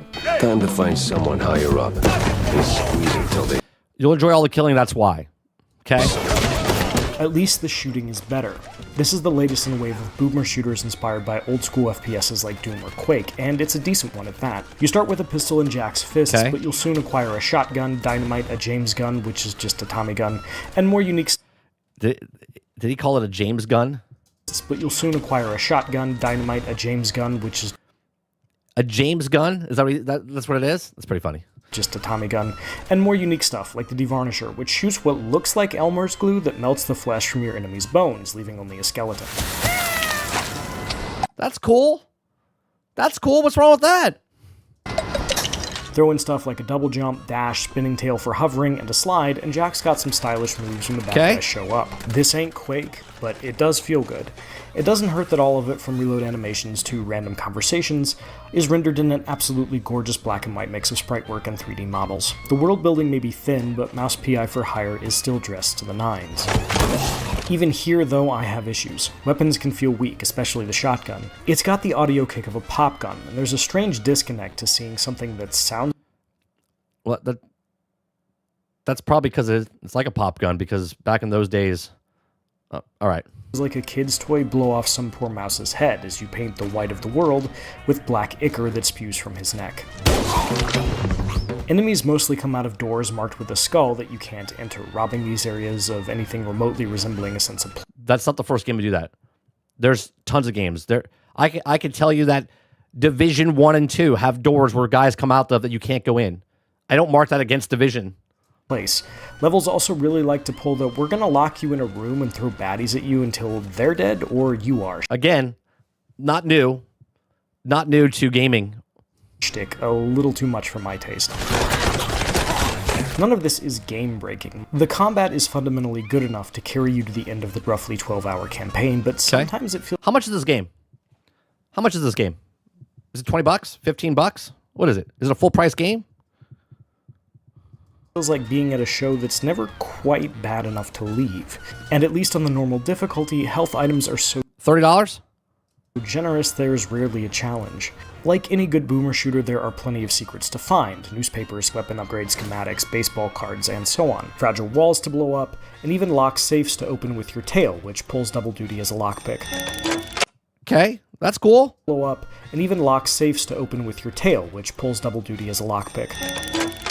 Some of these locks are on a time limit, or must be solved in a limited number of moves, and you only get one shot at the good stuff they hold. Others are so easy you could probably solve them by letting an actual mouse run across your keyboard. It's very jarring. Once you're done with the level, it's back to the hub, which encompasses Jack's office, the local bar, store, weapon upgrade shop, and so on. My favorite thing here is the baseball card minigame you can play at the bar. You'll switch between pitching and being at bat, and using the cards... This is his favorite part of the game? A card game within the game? in your hand, players and abilities, to try to score as many runs as you can. It's fun. But wait, you're not going to criticize the baseball card game inside the game that it's got mice all over it? No? We're not going to criticize that? What I like less is the whole being a detective thing, mostly because I never actually got to do it. Any clues you find will be pinned to Jack's caseboard, and once you get them there, Jack will just intuit where to go. No work on your part required. What's the point of being a gumshoe if all the answers are handed right to me? It's just a narrative game. It's a small, independent narrative game. Better check it out. It began with a call. Routine. Familiar. That brings me to one of my major problems with Mouse PI for Hire. Look, I hate to be that guy who brings up ludonarrative dissonance in a video game review in the year of our Lord 2026, and if you're rolling your eyes right now, I can't blame you, but it's an actual issue here. Jack Pepper is a PI who kills more people in a single mission than Philip First of all, not people. They're mice. Marlowe has in every book Raymond Chandler ever wrote combined. I don't care how corrupt the cops are. A private detective can't break into a police station and slaughter them en masse and then go about his day. But they're not cops. They're corrupt cops, meaning they're criminals. He's okay with criminal cops? He just kind of hand waves. I don't care how corrupt the cops are. I don't care how corrupt the cops are. Corrupt cops are criminals. Does he know this? Corrupt cops are not cops, they're criminals. A private detective can't break into a police station and slaughter them en masse and then go about his day. In one particularly nonsensical scenario, Jack inadvertently burns down an opera house to save a guy running for mayor, and he ends up fighting an opera singer, and... Is she part of the corrupt... Is she part of the corrupt organization? Why is the opera singer fighting you? I would assume, again, I know nothing about this game. I'm assuming the opera singer is part of the bad guys, and they're trying to stop you from messing with their plans of their corruption inside of your town. Shoots her? Is she dead? Did I just kill an... Who cares? What is happening right now? Is he doing this for Doom? That's just a demon. What did the demon do to you? Why is he getting shot? Is he even alive? Like, what are we talking about here? Actress for being angry I burned down her workplace? If I didn't, have I left her alive and unconscious inside a burning building? Well, Billy still did get blown to Kingdom Come. Mouse PI for Hire doesn't tell me, and it doesn't seem to care either way. Forget it, Jake. It did tell you. They're corrupt. The whole city's corrupt. It's Chinatown. None of this is to say that noir cannot or should not be violent, but the violence usually has a purpose. Much of Elliot Chase's seminal novel Black Wings Has My Angel is about robbing an armored car, but the book builds to that. It's a big deal when it finally happens, and the characters have to reckon with the fallout once it does. Jack Pepper, on the other hand, is a walking catastrophe, and nobody in Mouseburg seems to care. He largely gets to go about his business and is portrayed as a down-on-his-luck everyman PI, like the characters who inspired him, when he is, at best, a mass murderer. You imply... So what is Master Chief? What is Mario? What is Doom? What is Hitman? Where are all these people that just murder everybody? What are we talking about? He has no limits for these guys. These guys are fine. The mouse in the mouse game, it's gone too far. He's a mass murderer. What are we talking about? What are we talking about? Right. Pone says the dude from Uncharted. Right. Indiana Jones, Uncharted, Lara Croft. They're all mass murderers. They're just murdering everybody. Trying something, Mr. Pepper. Me? Imply? How many mushrooms did Mario kill? The are we talking about? Never. I just connect the dots. Does that make for a more fun video game? Maybe. But it's bad. No, yes, it does make for a better video game. Are we not going to talk about any other game that does mass murdering? Noir and a worse detective tale. In the story as Mouse PI for Hire references, violence is an unfortunate but unavoidable part of the human experience that shatters the people it touches. Here, it's just entertainment, and that weakens the whole. Of course, it's entertainment. It's a video game. Why do people think that all video games should be, I don't know, like the fucking Mona Lisa? Why do they think this, chat? Why do they think that games should be like this thing that, well, doing a noir piece, so it should be... Like, we do know there's been other games in the past that have done noir stuff, and you also murder people. Whole concept. But Will, you might say, this is a goofy Looney Tunes FPS. Why should I care about any of that? And the answer is... Why should I care about what you're saying about the game? Because Mouse wants you to. It wants you to believe this is important. Yeah, and you want me to like your review.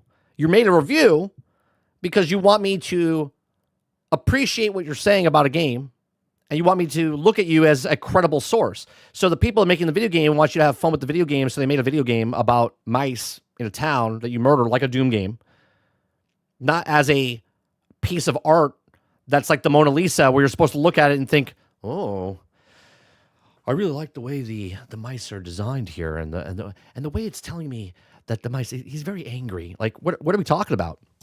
You spend a lot of time talking about these characters, about putting together the clues you need to get to the bottom of what's going on, about Jack's motivation for doing the work. He allegedly needs the money, which both leads him to taking cases and doesn't track when I'm super rich from all the killing. Nonsense. You're drowning in debt, picking up small fries and petty cases. All of that makes a lot less sense after you've gone to Tinsel Bros Studios and single-handedly eradicated the mob hanging out there, all while doing a bunch of Tomb Raider / Indiana Jones / Conan the Barbarian impressions, as everyone says you should be an actor.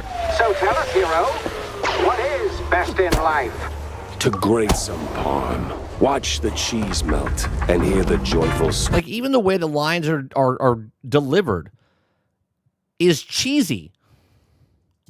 Of my dinner guests. Give this guy a week on the job as chief of police in Mouseburg would be the safest city in the world because nobody would be left alive to commit crimes in the first place. It's hard to buy into Jack as the regular guy who needs to gather evidence I'm told he is when he just wiped out the local police department, you know? Again, corrupt cops. The police blockade. We're sure went big on this one.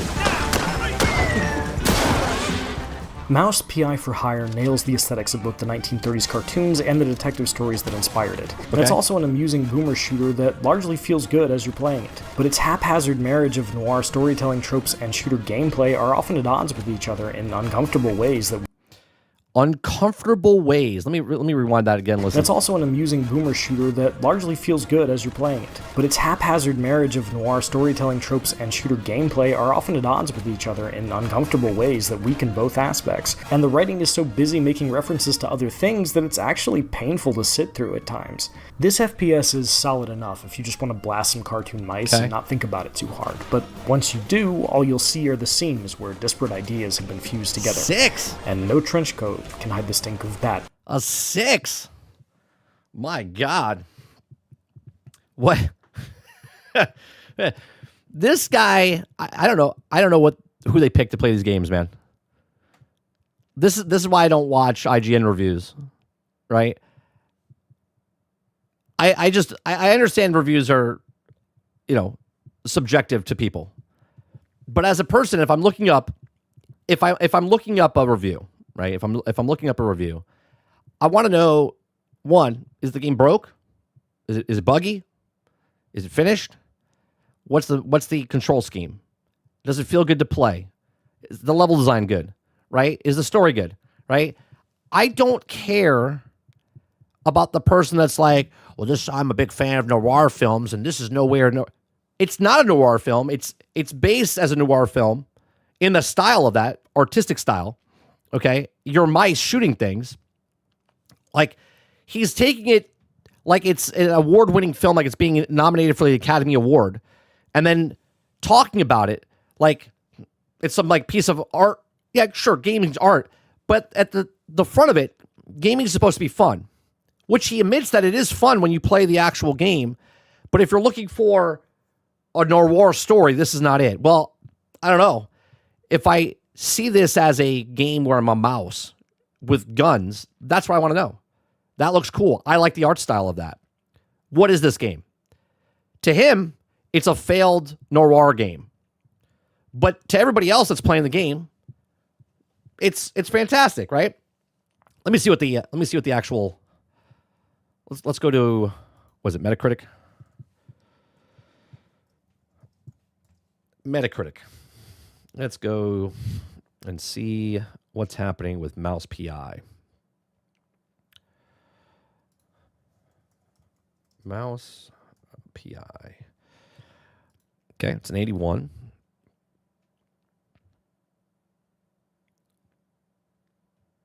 Okay, so 55 critic reviews, 81.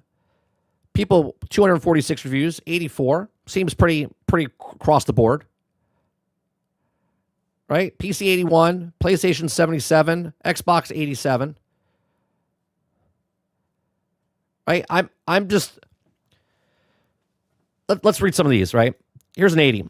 Mouse PI is an experience that wins over more personality than the actual technical ambition. The first-person shooter that stands to thank of striking artistic identity, mature noir writing, okay, and a sound design that works perfectly in harmony with the actual visuals and narratives.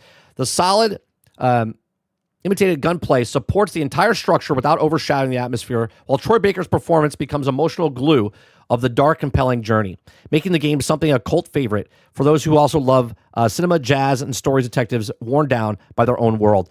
You see, this is a perfect review, right? This is a perfect review. It's just telling you what the game is. It's not putting his 2 cents in, right? He's just telling you what it is. That's what it is. Okay. Next one, Mouse PI for Hire is a first-person shooter that manages to transform extraordinary art direction into a solid, fun experience. And that's some little limitations, but a truly promising debut, right? Debut game, right? So let's look it up. How many people work for this company?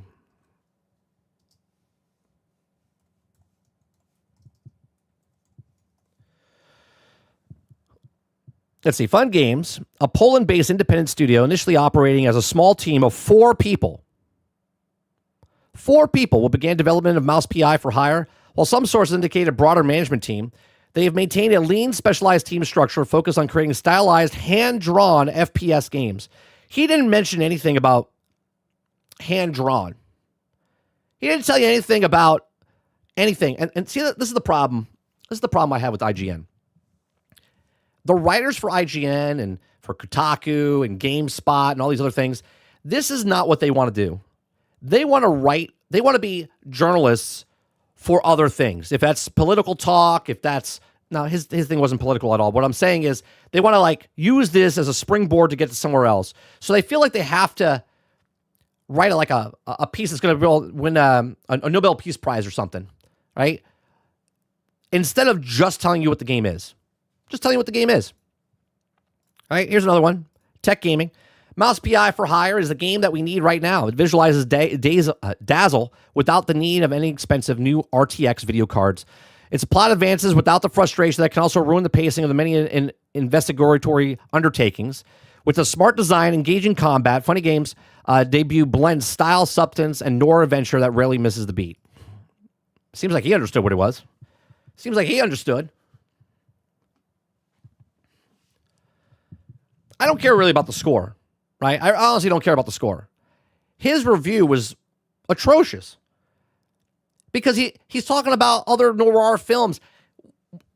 The best part is he's complaining about the game going off and saying other things, and yet that's exactly what he did in his review.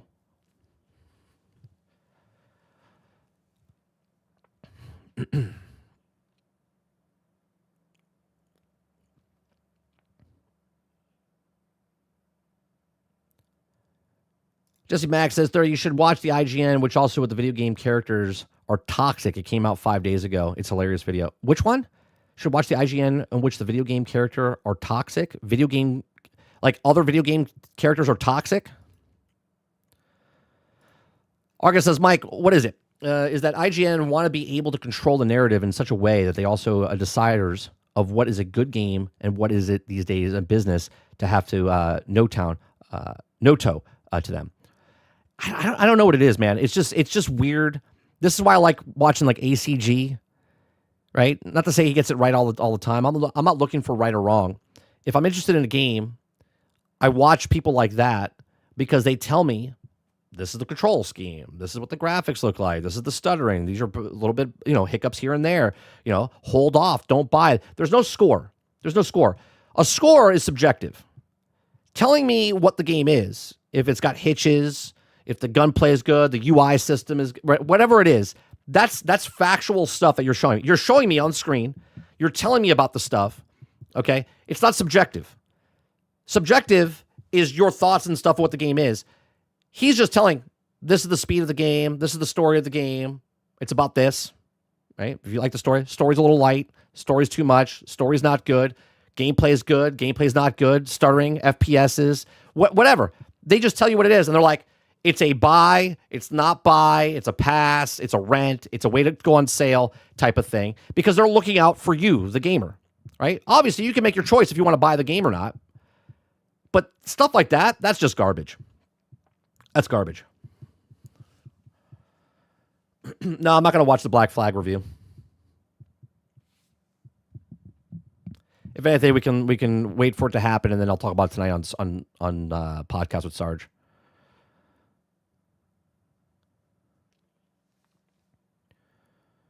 Yes, IGN rate different video game characters are toxic, 1 to 10 of the toxicity. Now, I'm not going to watch that either.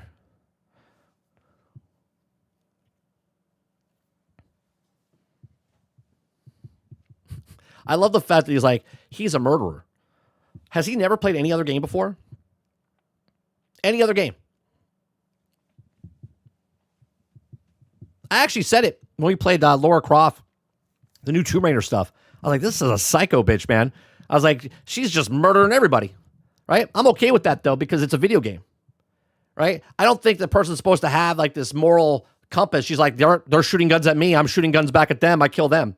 It's like self-defense, right? I'm here to do this. They're trying to kill me. I got to protect myself. I murdered a bunch of people, right? There was a part I remember in Tomb Raider, I think it was the second one, where she was just constantly getting beat up, right? And she was she screamed out this in frustration. She was like, ah!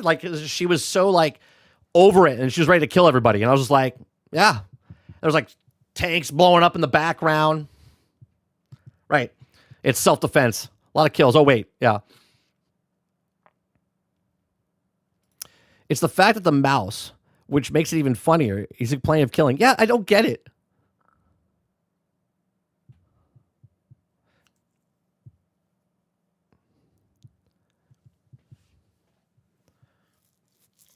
So we know how the Black Flag thing is a remake. Well, rumor it has a $200 collector edition. Of course it does, Krebsy. Of course it does.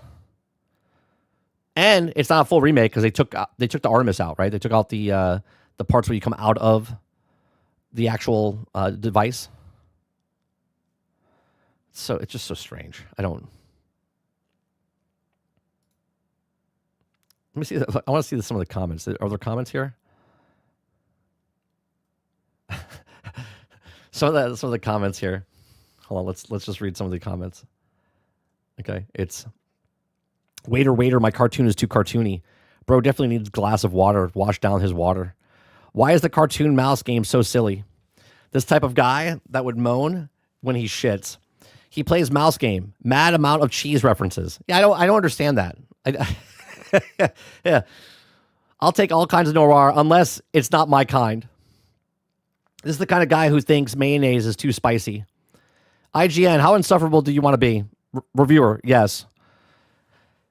Get this guy some, I don't even know how to say that name. This dude is 100% asks for his toilets consistent before consent before he sits. Can I sit on you? Okay, thank you. Dude sounds like he needs therapy after watching Tom and Jerry. Complains the game uses too many references of allegories. Uses the most pretentious references and allegories he thinks of that can also core part of his review. Yeah, it's so stupid. The studio didn't pay us. 6 out of 10. Bro went to a rubber hose cartoon boomer shooter with mice expecting fucking disco asylum. Asylum? I don't know. Bro can't even watch a sunset without critiquing the lighting consistency. This is the kid that growing up and explaining unrealistic physics was why watching Tom and Jerry. 644. Why did Mario jump on so many turtles? He's a plumber. Rescuing princesses isn't his job. Like seriously. This guy put a Muppets Christmas Carol, got mad with Kermit showed up. This guy definitely eats his Snickers bars with the vein side down. Put the fries in the bag, bro. Expecting realism from a plot where you play as a mouse is crazy work. I hate to be this guy. Proceeds to be the guy a lot.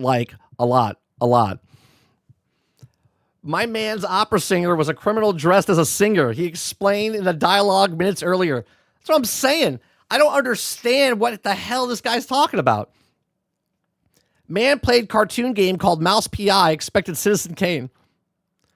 I'm generally surprised he passed the tutorial. Oh, man. Kills more people than my guy. They're mice. That's what I said. I was like, they're not people. Oh, my God. Dude definitely hates Mario because he doesn't get tired of drinking water after he jumps. The amount of time I said because it's a cartoon during a review is higher than the score they gave. Literally clicked on the video, paused it, went straight to comments, and now it's almost 10 minutes later, and I'm still here cracking up in the comments. I'm right there with you, my friend.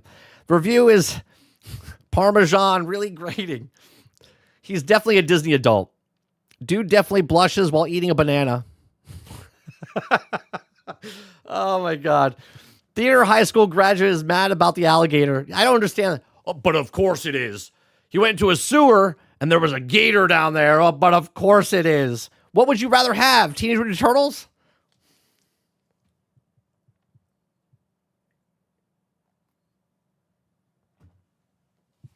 Oh, my God. The boss fight in the sewer is an alligator because of course it is. I'm sorry. Did you want to fight a fucking Tyrannosaurus Rex in the sewers? Yeah, I'm sure that's when the guy players GTA, he stops at traffic lights. He's playing Grand Theft Auto. He's like, I just run at red lights. I don't understand. No one's running it. Cops are not chasing me down. This game is so unrealistic. I can't tell if this guy wears high vis to go into the attic.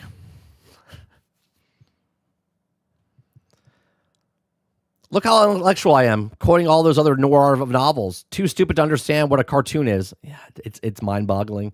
This dude definitely kisses the tip of a hot dog before eating it. The guy's wife's boyfriend bought him the game. Why is there shooting in my first-person shooter?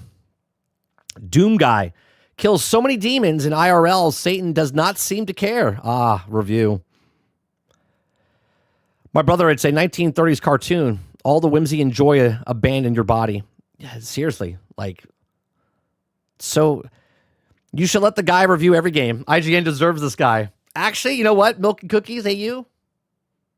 I'm for that. You know what? I want this guy to review every single game. That would be fantastic. We would have content for years. Content for years. My steak was too juicy. The lobster was too buttery. 6 out of 10. Don't take this guy to comedy club. Oh my God. That would be a joke in itself.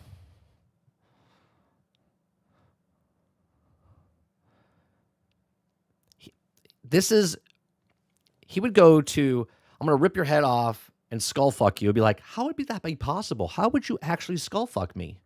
Well, that doesn't seem possible, right? Like he would break that down instead of, do you know what I mean? This Will guy might actually have no brain in his head, only have cheese in his head at this point. Brother definitely tells treadmills, don't let them walk all over you. This man has never caused a single O in his life.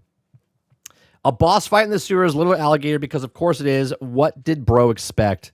It doesn't matter. Like, it could have been a human. It could have been a human, and he would have been like, well, why is there a human here? It doesn't make any sense. But of course it is.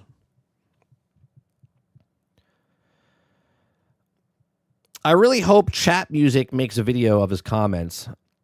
This guy washes his hands after getting out of the shower. This dude definitely stops at red lights in GTA. 6 out of 10, too much cheese. I believe it blows his mind when he realizes when Bugs Bunny sticks his finger in the barrel of a shotgun and blows up the gun. Yeah. Can you imagine? He probably doesn't even know that exists. He definitely not my age. He's definitely like in his 20s. Okay, and if he's older than that, then he's definitely didn't watch cartoons as a kid. Yeah, exactly. I was just going to say, this guy's probably needed therapy session after watching Tom and Jerry. How does Tom take the beating from Jerry all the time with the frying pan? The opera singer is one of the mob that take over the performance and dress up in the costume to pull off their planned hit. Difficult to understand if you're deaf and blind and skipped all the dialogue. I didn't even play the game, and I knew that. I didn't even play the game. And the fact that you can say corrupt cops and then murder them, mind blown. All right.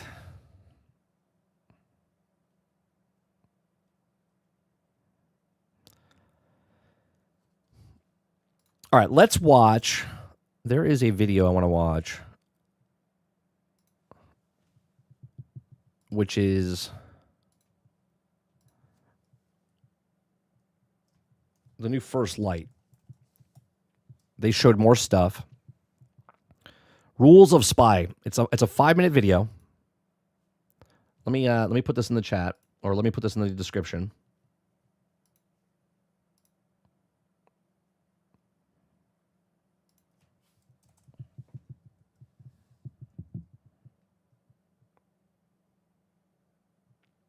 This is Xbox One? Yeah. All right. It's the first one that popped up, so that's what we're watching.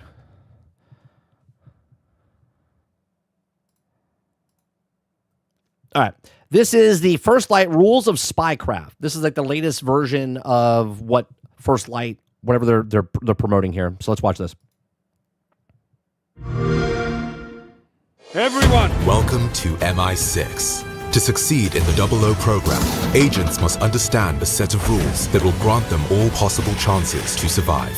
So, take a deep breath, listen up, and you may learn how to get the job done and return to HQ in one piece. The first rule is to know how to blend in. Keeping a low profile while navigating a crowd will help you find different paths to your objective. He's going to hate this game. Will, the guy that just reviewed the other game, he's going to hate this game. Keeping a low profile while navigating a crowd will help you. Like climbing on a building at a party, that last video we watched like months ago, broad daylight. I hope he keeps the same energy level from Mouse PI to this, because this is unrealistic, by the way. Just putting it out there. Find different paths to your objective. Ken Banks, penetration tester. Pay attention to the he made a joke. Surroundings, eavesdrop on conversation, and talk your way in with the help of unexpected allies. Relax, fellas. He's with me. Once trespassing, slip past your opponents unnoticed, or use takedowns to silently get rid of them. When confronting a whole group of enemies, you may choose a gentler approach. I'll be honest. I like going stealth in these games like this. Okay? I'm not going to get this day one, but when I do play it down the road, on sale, Game Pass, whatever, I think I'm going to stealth it. And hut. Rob Minkley, Krugs Magazine. Bluffing is an art that... Well, that's 100% what it is, Jesse. We said that a while ago. I mean, IO, right? Making the Hitman games. People love the Hitman games. Love the Hitman games. Okay? They just took the IP of James Bond and put it over the Hitman, which is fine. Will serve you well, whether getting caught red-handed... Over here. Looks like a trust fall gone wrong. Or to simply pass through... Yeah, this is gonna be hard for Will to understand what's going on in this game, right? This could be really hard because obviously the guy is looking at the guy over here. He stands up. Now there's one body over here and there's another body over here, and then the joke that happened over here. Looks like a trust fall gone wrong. Or to simply right. Will's not going to understand what's going on here. He's going to be like, I don't understand. How does this work? Pass through a room under enemies' noses. Oi, you lads got a faulty coffee machine? Bluffing consumes instinct and won't be available if a more experienced enemy is... I like that. That's a nice thing there, right? So you're allowed to bluff, but if a more experienced, basically the NPC is like, I'm going to call you bullshit, right? Because if you back up here, he sees two bodies on the ground. If this is a more experienced guy, he's going to be like, bullshit. You're not supposed to be here type of thing. Gone wrong. Or to simply pass through a room under enemies' noses. Oi, you lads got a faulty coffee machine? Bluffing consumes instinct and won't be available if a more experienced enemy is nearby. In this scenario, you won't get far without the appropriate gear. Therefore, the second rule is to always come prepared. Well, what are we waiting for? Well, Will's going to have a problem with this as well. James Bond is going to murder a bunch of bitches. He's going to murder him. Is he going to be okay with this? MI6 will keep its doors open for you between missions. You can't just come into a place and start opening fire. That's murdering. Giving you the chance to catch up with familiar faces, gather intel, and prepare for your next move. So your name is Moneypenny. Now let's not get carried away, James. QLab, on the lower level, will give you access to a wide range of gadgets. I like it. Well, that's cool. So you're going back to the headquarters. I like that. It's like going back to in Division, and like I hope it changes over time, and you unlock new gear and whatnot. Don't change a thing. Each tool is designed to go unnoticed on the field, but help with maximum efficiency. Right, follow me. I have something for you.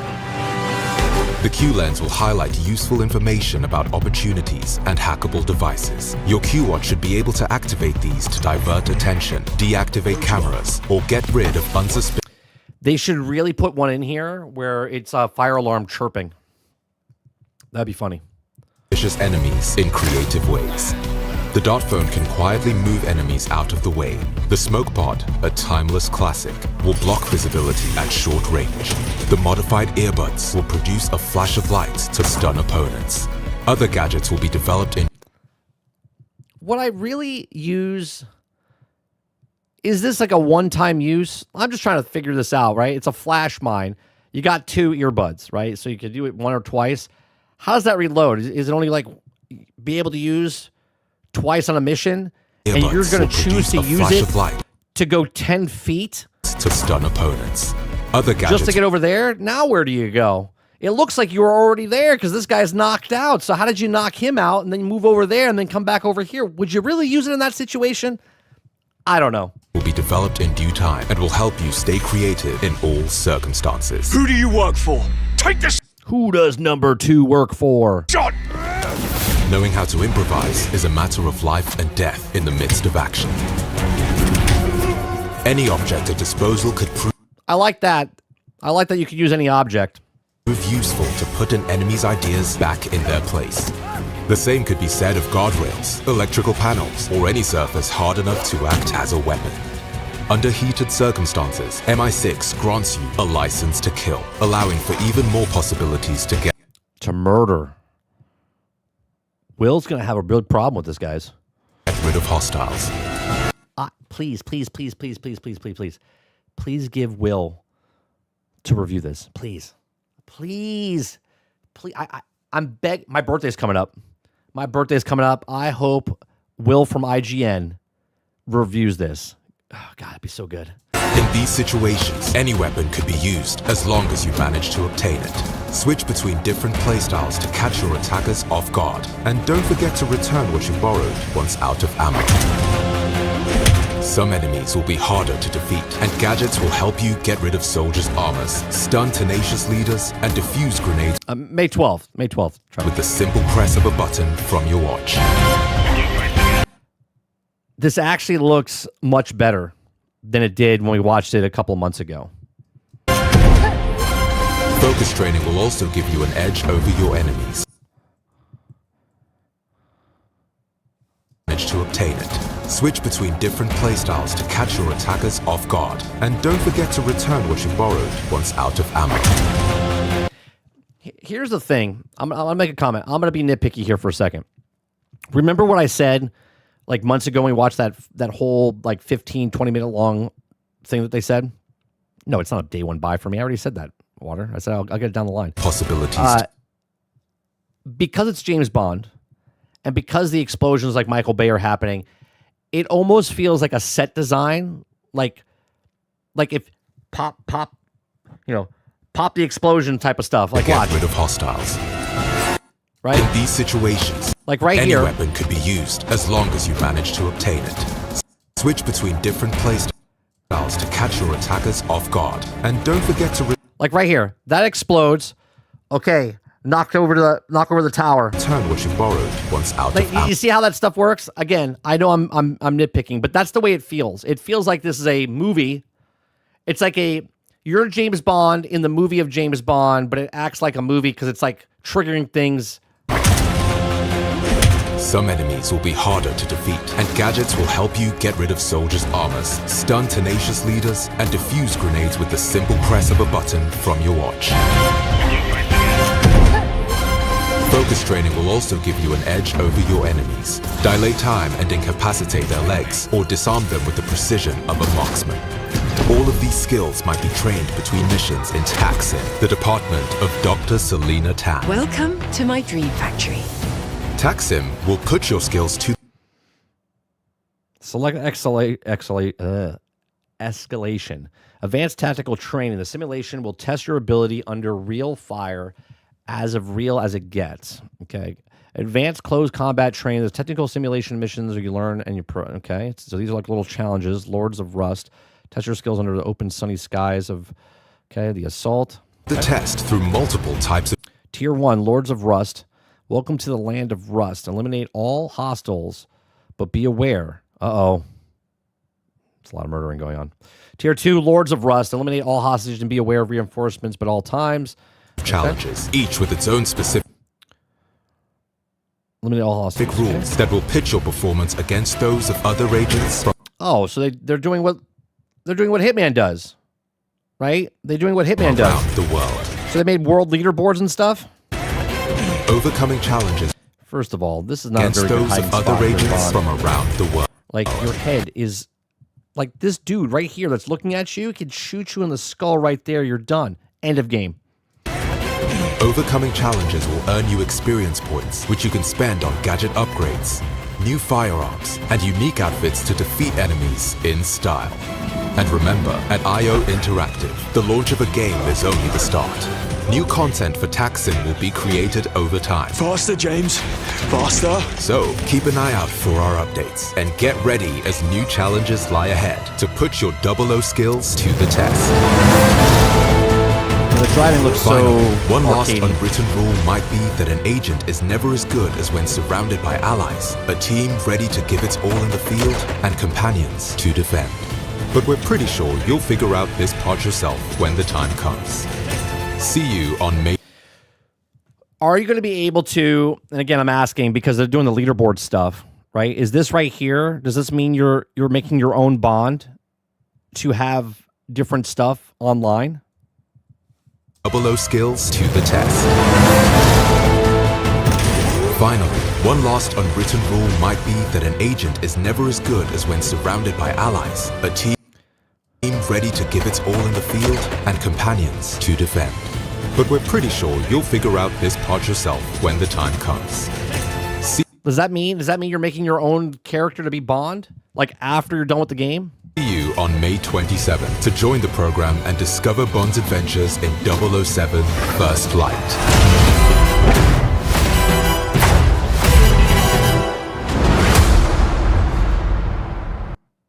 I think this sells like 3-4 million copies right away.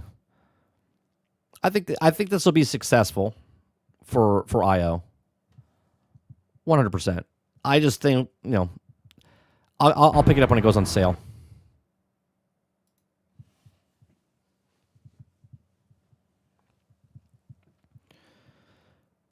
Let's see here. Yeah, it's like curated. Yeah, it's like you're on a movie set. Activate, action. You know what I mean? Like type of stuff. Yeah, it's sort of like on rails. Tarnish. What's going on, Tarnish?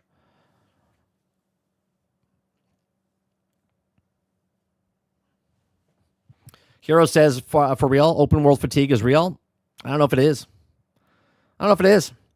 I think Crimson Desert and Windrose and all the other open world games that have come out say otherwise. Why does he look like Tom Cruise? No. If it was Mission Impossible, he would have faces that he could change. That's the only difference now.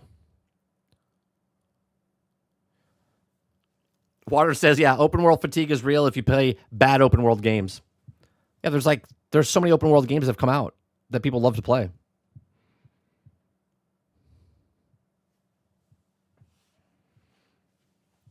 Travis says, nah, Water, I play a lot of good open world games. I'm just kind of burnt out of them. Oh yeah, how's Starfield doing? How's Starfield treating you? Is it good? All the good open world games?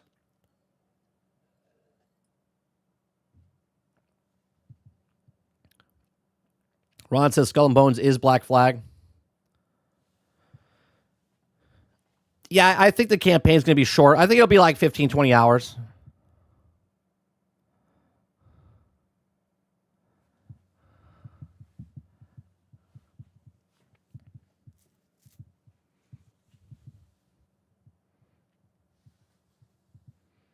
Bitch, Starfield is an open world game. It's a loading simulator. Every time you load into a game, it's bigger than Skyrim. Every single time. Every single map that you go into on every single planet, it's as big as Skyrim. So, bitch, Starfield is an open world game.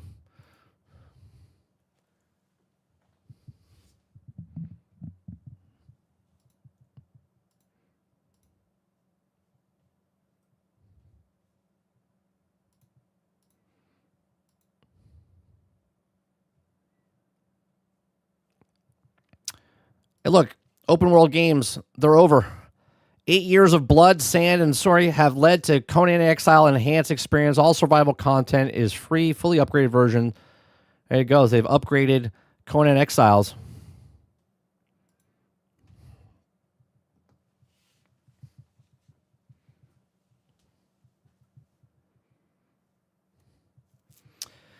Jesse Back says, 30, I watched the trailer of Clayface yesterday. The new movie, it looks pretty good. Horror for DC.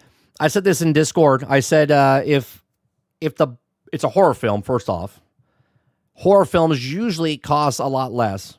That's why people make horror films. Okay.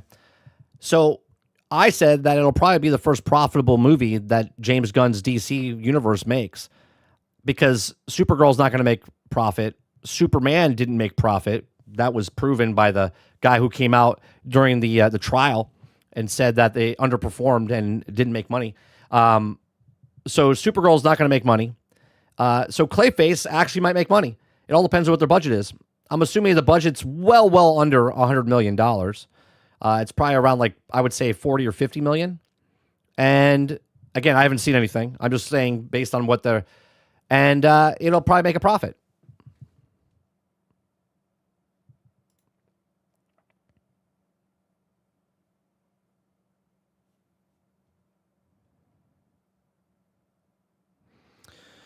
Rating board leaked reveals massive changes to Assassin's Creed Black Flag Resync ahead of official announcement. Assassin's Creed Black Flag Resync was built using the latest technology of the same Anvil engine that powered Assassin's Creed Shadows. So there you go.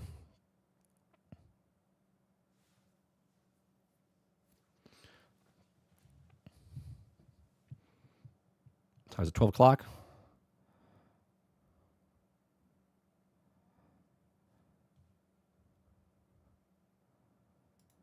In all seriousness, Mike, would you want Bond as a birthday gift? Nah, don't buy me a game for... If anything, you could take that money that you would spend on James Bond and gift memberships or, do something else with it. No, don't do that. 30 reported have production budget of approximately $40 million. There you go. If it's $40 million, that movie makes money. That movie makes money for them. Because people like horror films, people like DC films, they might give it a shot. And if it makes 150 mil, 200 mil, that's a huge success for a game like that, or for a movie like that. Where Superman needs to make $700 million and it didn't make it, right? Supergirl needs to make it $700 million and it's not going to make it.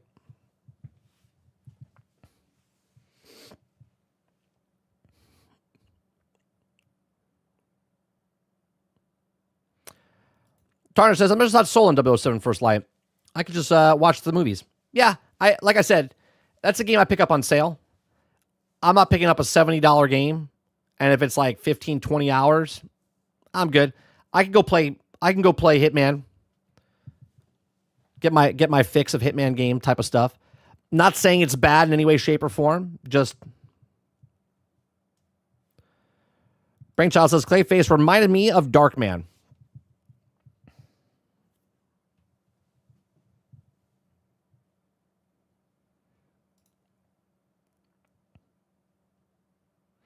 Clip says, I'm not getting it until at least $30. Yeah. There's certain games I want sooner rather than later, and there are other games are like, I'm interested in it, but I'll wait for it to go on sale.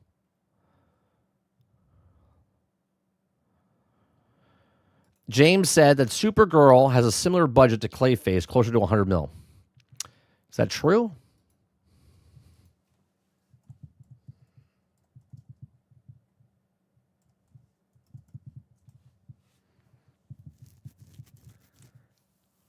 Around 100 mil, or slightly higher rather than massive $200 million, according to Supergirl's still not going to make money. Still not going to make money.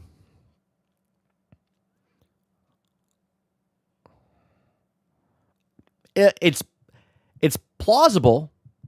It's plausible it comes really close and makes money, but it's not going to come anywhere close to what Superman made, and Superman failed.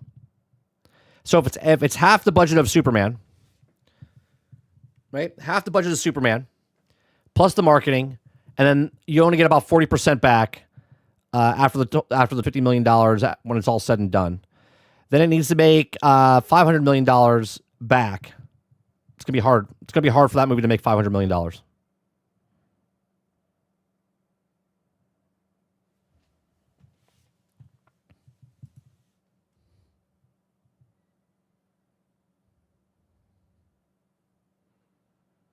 Krebsy says, it took 2 years, but Skull and Bones is fixed. It's just under a Black Flag name. Yeah. And there's a reboot, new release coming soon. Oh, did you guys see that they're going to make a new Miami Vice? It's called Miami Vice 85 with Austin, I forget the guy's name, and Michael B. Jordan. Why? I have no idea. Has anyone said, you know what we really need? We need another Miami Vice. We need another Miami Vice.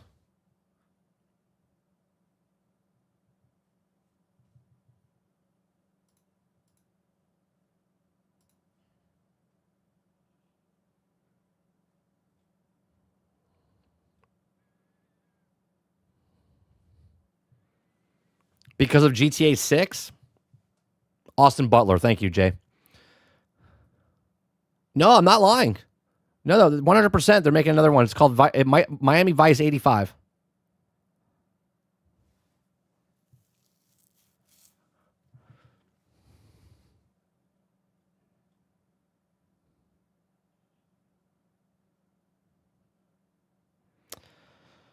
Okay.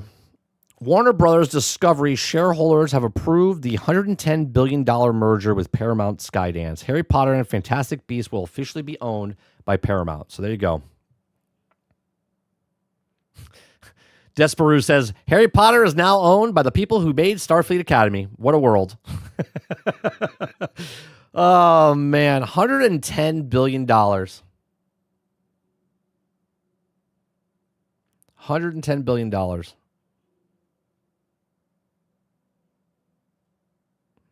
That's crazy, man.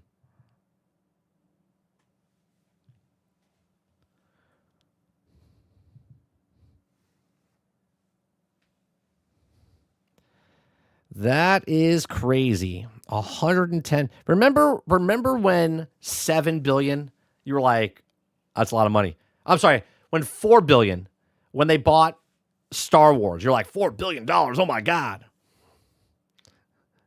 Then it was 7 billion, then it was 10 billion, then it was 50 billion, then it was 60 billion. Now it's $110 billion.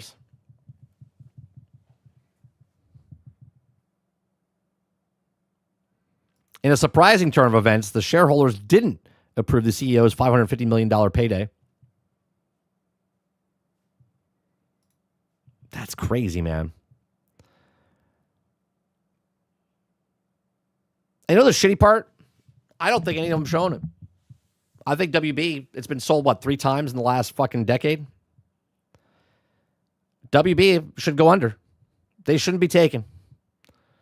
Just take the stuff and it just goes out into the world. IPs and all. You vote for the and you bid for the IPs. But WB itself goes bye-bye.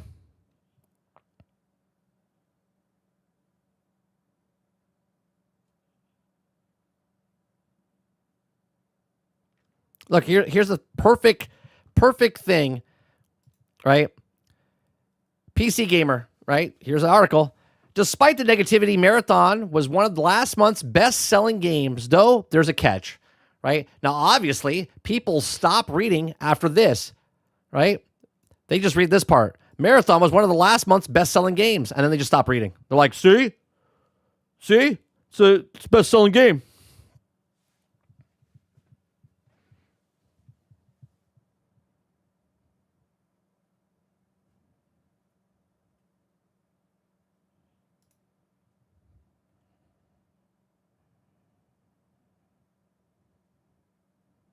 Here you go. Here's the trailer of Assassin's Creed for you.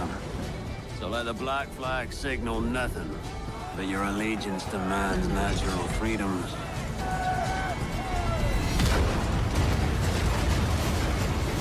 If a man plays the fool, then it's only fools he'll persuade, but appear to be the devil.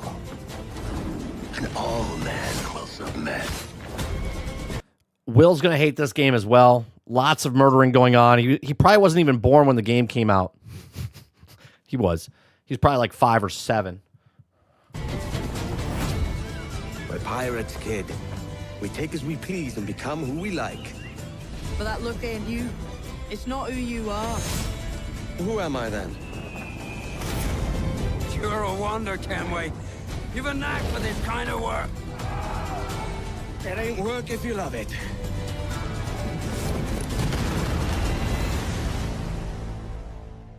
Praise. There you go. Tara says, has there been just one article from these numbskulls about player retention or player counts? You know, for the genre that thrives off of current player count? Nope. Can't talk about that stuff. Jesse Max says 30. Matt Reeves' Batman Part 2 carrying is great. Casting is great. They're casting a Charles Dance from the Games of Thrones being Harvey Dent. Oh, nice. 6 out of 10. Too many sea shanties.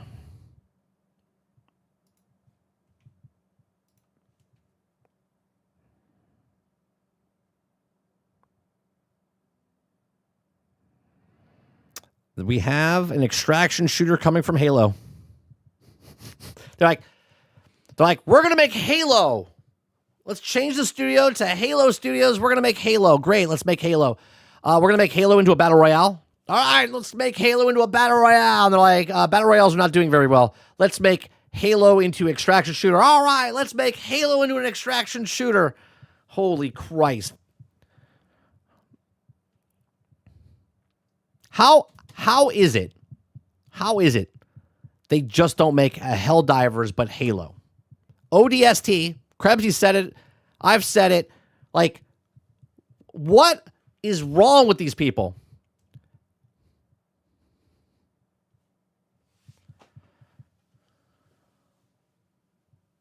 Yeah, they've fallen so far. They're just chasing. Let's make a battle royale. Battle royales are out. All right, what's that? Extraction? Okay, extractions are in. I can't wait for the Halo dating sim. I can't wait for it. Remember, Halo Infinite was supposed to be this massive open world game because open world games were so good. And then they're like, oh no, we're not making open world. Now we're going to make live service. And then they made live service. And then that didn't work out for them. And now they wanted to make it a battle royale. And then that's not working out for them. And now they're trying to make it an extraction shooter. Holy Christ.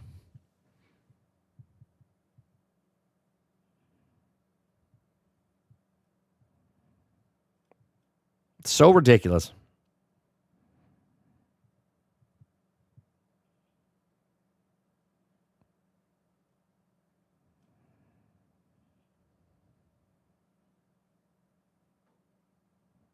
Here you go. World of Warcraft's latest patch is one giant list of bugs and issues, and players are fed up. And 30 years later, right? Close to it? 25, 27?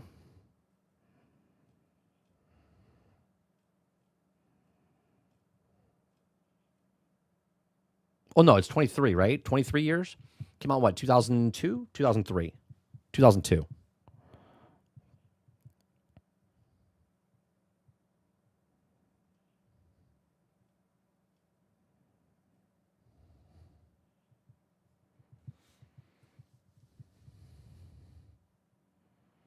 Turner says, are extractions actually in? I mean, seeing Arc Raiders and PUBG resurgence mostly due to an update. I don't know if it's... Is it 2004? Oh, I guess it is 2004 because I had my... Yeah. Because I had my internship with MTV in 2004. That's correct. You are correct.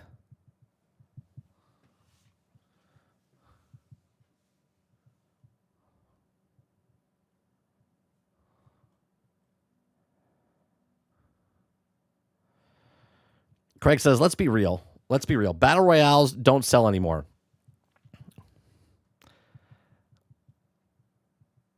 Well, let's be honest. Battle Royales never sold. They were always free to play.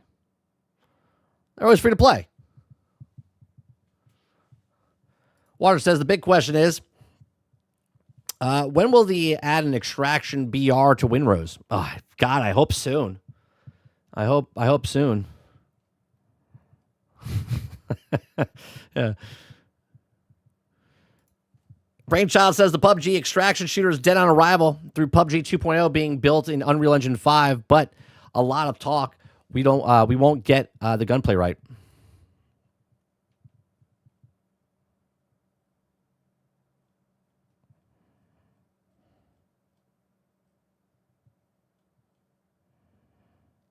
All right, give me 1 second. I'm going to stay on for a little longer. But I'm going to take a quick break real fast. I'm going to go to the restroom real fast, and I'll be right back. Fill my glass with water, and we'll talk a little bit more.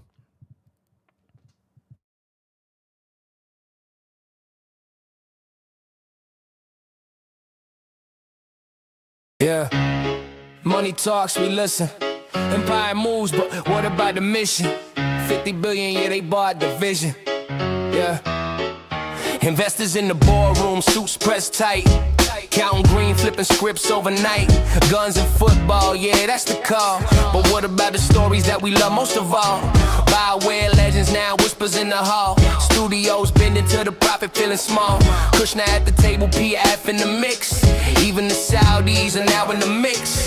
Players in the chat like, yo, what's the fix? Empire moves, money calls the shots, but the heart of the game is tied up in knots. Investors rule, but we still play.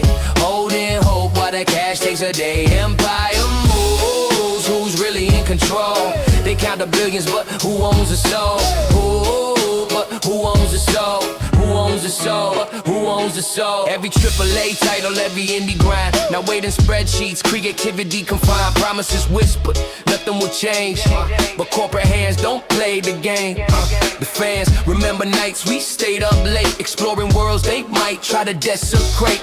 Passion can't die, it's coded in the heart. But will it survive when profit tears it apart? Empire moves, money calls the shots, but the heart of the game is tied up in knots. Investors rule, but we still play.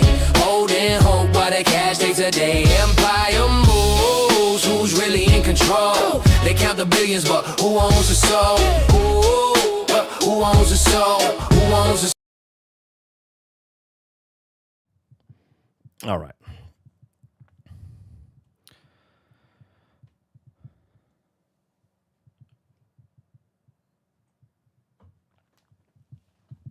Did my camera get changed again? Awesome. That's weird how it does that. Let's see. What else going on the internet over here? FPS genre has stalled out. I don't know if it's stalled. I think it's kind of shifted, right? Like it was battle royales, then it was arena, or I should say it was arenas, then it was battle royales, then it was like these like a Rainbow Six type of stuff, like the hero shooters, and then it shifted over to extractions now. Sort of like PvP games, right? They zerg over, right? They zerg. They don't spread across and try to evenly play the games. They zerg. They go to A, they go to B, they go to C. That's the way the population of gaming works.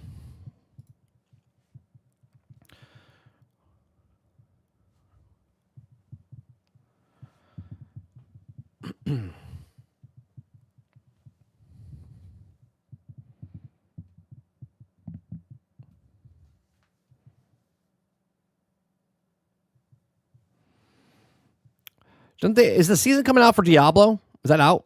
The new season for Diablo? I mean, I'm not going to get it. I'm just asking. Jesus Christ. You guys see this? I think, Krebsy, you brought this up yesterday, didn't you?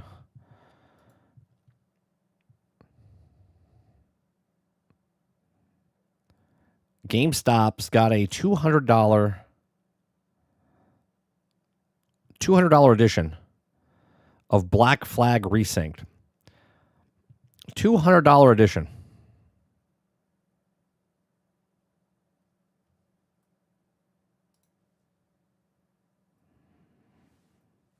Up for pre-order. GameStop, $59.99 for standard and $199.99 for PC included, and with the stand. Holy Christ!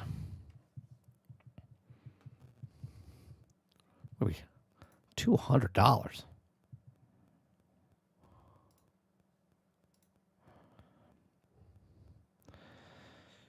Everything changed. Everything 100% review.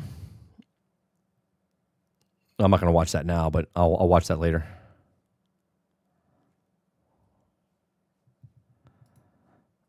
Water, you're getting it, right? You're getting the $200 edition? I know Travis is. Travis is getting the $200 edition. He's got time opened up now because of Starfield.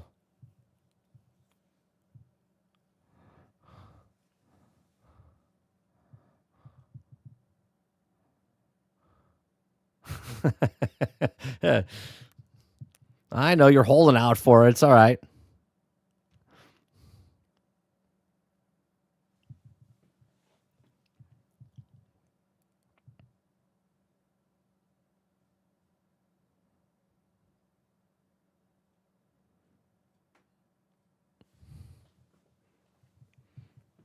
You getting the standard? You getting the day one?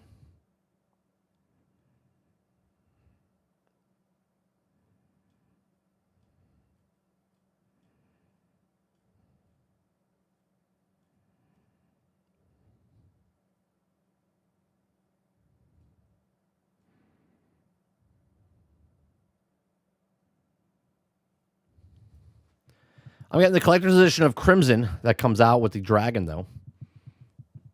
I might down the road, once I get my new PC and stuff, I might pick up CrimsonDesert for the PC. But that's not happening for a while, so.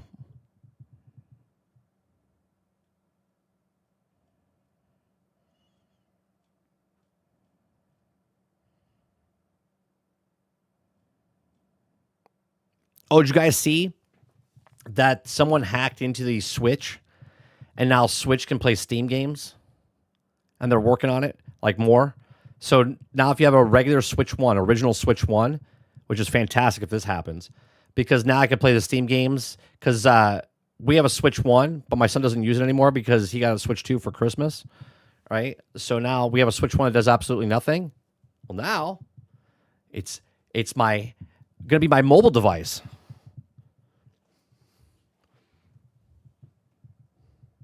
That's where I saw it this morning, Clips.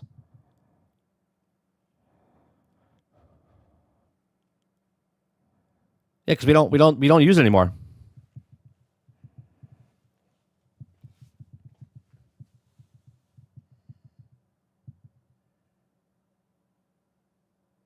Oh, that's what I want to watch. Stealth Gaming gave me this thing. I want to watch this with you guys. He put something in. Was it General? They're building the biggest screen. The biggest movie theater screen in Clearwater over here. Where is it? Where did he put it? Isn't this? Where did he put it? He put it in General?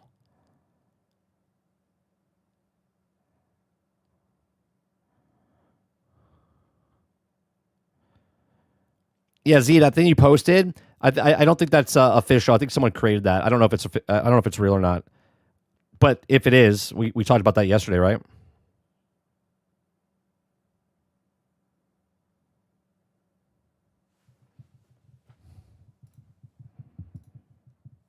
All right, hold on.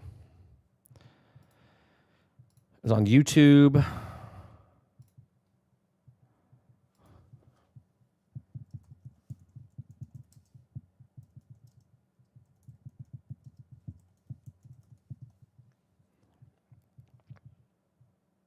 Okay.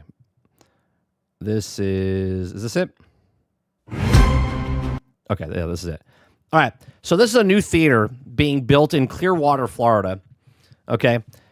And it's a new entertainment thing. Now, I don't know if it'll work because there's entertainment things now that are pretty much dead. But it seems interesting. So let's watch this. At the entrance to downtown Clearwater, something entirely new is taking shape. Not simply a theater, but I love how it's like, dun, dun, dun, dun. Like, this is going to be the greatest thing ever created. Destination on a scale this city has never seen before.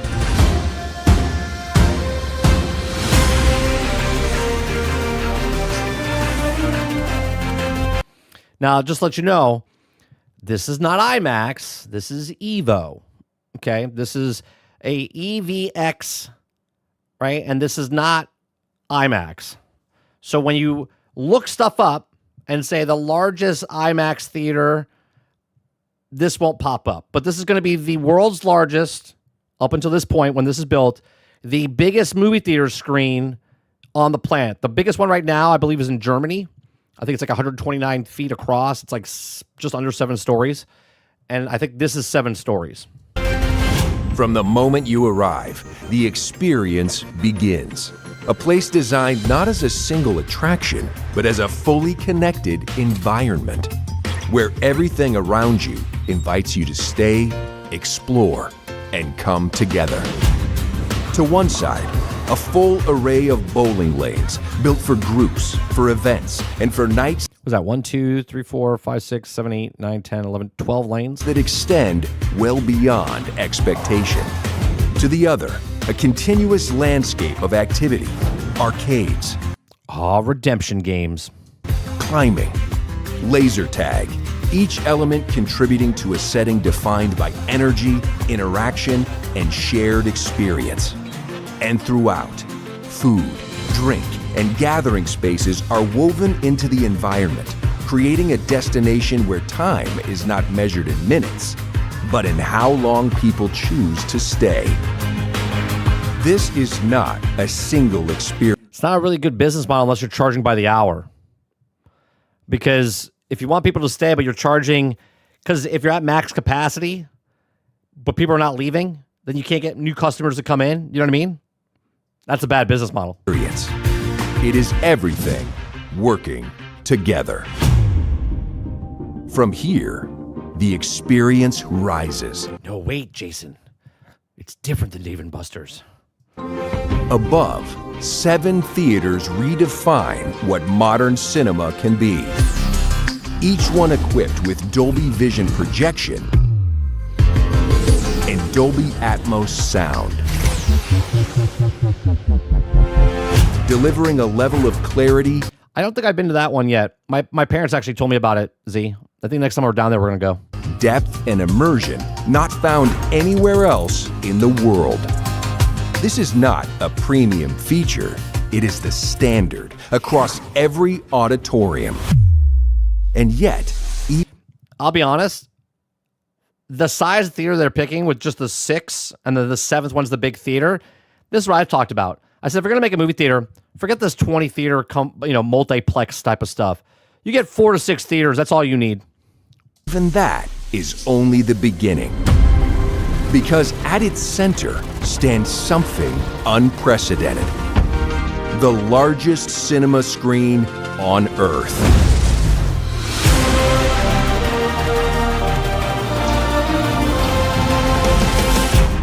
Rising. I know what you guys are thinking right now. Someone's typing right now. What about the Vegas Dome? That is not considered a movie theater. That's a theater. It's a different type of screen. This is, as far as a movie theater screen, this is the biggest one that's in the world. And before that, it's the one in Germany, that's an IMAX theater. And this is not even an IMAX theater. 7 stories tall and stretching more than 130 feet The one in Germany, I think, is 129 feet, so this beats it by 2 feet. In width. Engineered by Dolby from the ground up, from projection to sound to the environment itself. This auditorium has been designed to deliver an experience beyond anything ever created for cinema. Across more than 1,000 seats and 7 theaters. Oh, 1,000 seats in 7 theaters. Okay, how many people could fit in there? Theaters, every detail is built to the same uncompromising standard. Every space aligned. I'd say probably about 500 people maybe. Every experience elevated. And all of it brought to you by Evo Entertainment, the premier family entertainment operator in the country. This is not simply a new destination. It is a new center of activity, a new energy for Cleveland Street. And once it opens, nothing around it will ever be the same.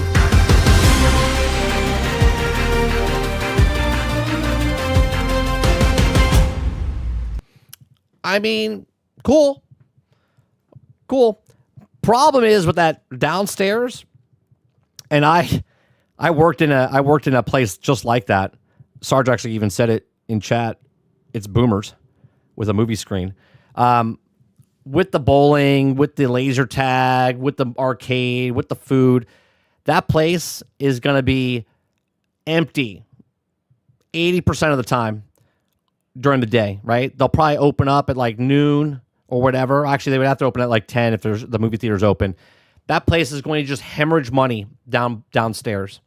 Right? Like, just think of a movie theater, right? A movie theater needs people to come in and they have to buy the concession stands and stuff like that. Now, the restaurant and the bar and stuff like that on Friday nights, Saturday nights could be packed and whatnot. But the rest of the stuff is just going to be hemorrhaging money for your business because of all the employees that you're going to have there. Now, in that downtown area over in Clearwater, it's going to be phenomenal in the beginning. All depends on what the price point is and whatnot. But, the main theater, though, that's going to be very interesting to see how they treat that, right? Are they only going to have the theater like every weekend? It's going to be a completely different movie.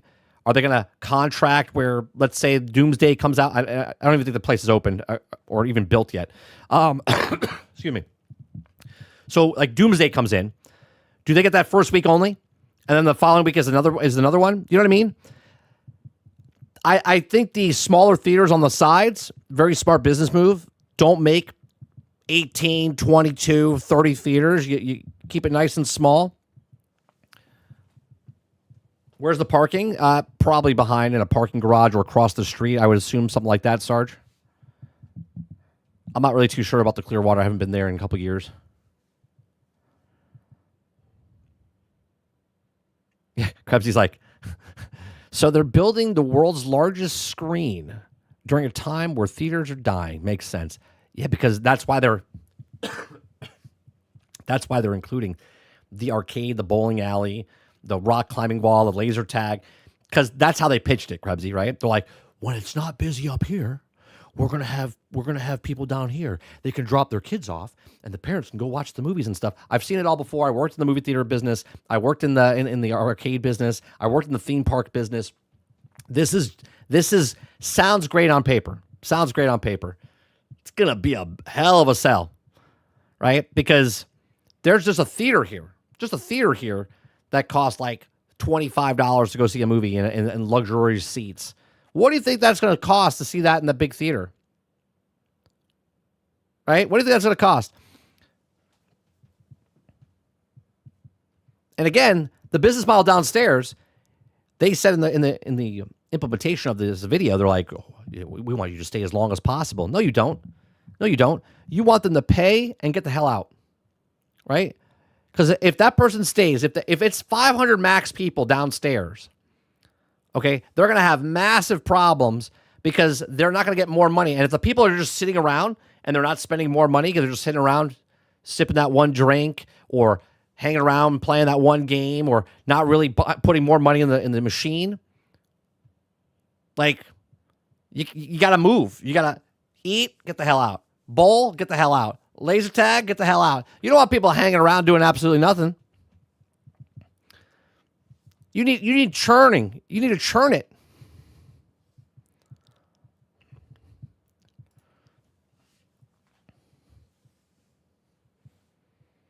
So it's Dave and Buster's with a big screen. Yeah, it's drive through Tampa on the weekend to get to Clearwater. It's gonna be like $50. It's gonna be pricey. It's gotta be pricey. Will it last longer than the Star Wars Hotel? Yes, it will, because they'll subsidize it and they'll do things like we used to do like $10 Tuesdays to get people in the arcade, and that was just for the arcade. Movie theaters would have actually before noon have the matinee type of show, get people come in the theater. Buy popcorn, we'll give you a drink for free, type of shit like that. That's what they're gonna have to do. See, the problem right now, so there's a place called Pop Stroke. I don't know if you guys have ever played Pop Stroke. It's a miniature golf place that Tiger Woods is a partner with. That place is packed all the time. Packed all the time, okay? The problem when it's packed is that there's so many people that it becomes so inefficient that it kills sales, right? Because it's buy golf and it's unlimited golf all day, okay? Which sounds fantastic if you go out on a Monday or Tuesday, right? Because you get your money's worth. You're only probably going to play like 2 games and you'll walk away, right? So they make their money. Or maybe you come back later and get your money. On a Friday, on a Saturday, on a Sunday, it's so packed that you pay full price and you're crawling through the course because it's just traffic jam as you're going in, right? And there's not enough space between each of the holes. So you're kind of just standing around. And because you're standing around, if it's during the day, there's not a lot of shade. Okay, so they have like these fans and stuff. And in the beginning, they were like had employees running out, giving you water and stuff like that for free because you're getting overheated. Then you're paying for drinks, but then they have a restaurant. They have a place where you can play ping pong and shuffleboard or cornhole and stuff like that. But again, if 2 people are playing cornhole is filled. If 2 people are playing ping pong, that's filled. If you're packed, just a lot of people standing around, and they'll have a meal, but it's expensive. So they're not going to keep buying more stuff from the meal. They're just like, yeah, I'm good. And they leave because you're at capacity. And miniature golf makes money because it's constantly coming through, but they're charging you up front all day. So a lot of people just pay and then they leave. So they're having a problem right now because they're not churning through enough people. They think they're making more money. That's why they have to raise the price. I think it's like $30 now. $30, so it's like $15 because it's unlimited. So it's like $15 a course. And people are just hanging around. They just stand there. So like everyone's starting to hate waiting in lines to play miniature golf. It's crazy. But they're expanding super fast. But they're slowing down because they're not putting enough people through. They think they're going to stay there. And they're not. It's like a battle pass. You're paying for the battle pass and then not completing the battle pass. You're paying for a full day, but you're only playing one round and they leave. And they're making the money that way, but you're not getting that person to come back. To go to Pop Stroke, you're going to go there twice a year. That's what's going to happen to this place. Be like, oh, it's nice to go to see a movie. It's really expensive. I'm going to go like once a year. Parties and company retreats will also prolong its life. Oh, for sure. For sure. They're going to do bowling dynamic pricing. $100 for every pin you knock down. You get a strike. You owe us money. Like, what? How does that work? Opponent says bowling is super expensive these days. I remember when it was also free where all you can bowl, you just pay for the shoe rental. And now it's like $70 a game. Not by me. Not by me. The bowling alley's got nobody in it. There's like camps and stuff. Me and my son are actually thinking for the summer, we actually might go. It's for the month. It's $20 for the month. $20 for the month, and you can bowl one free game a day. I'm like, okay. So we might go a couple times. Try it out for 1 month.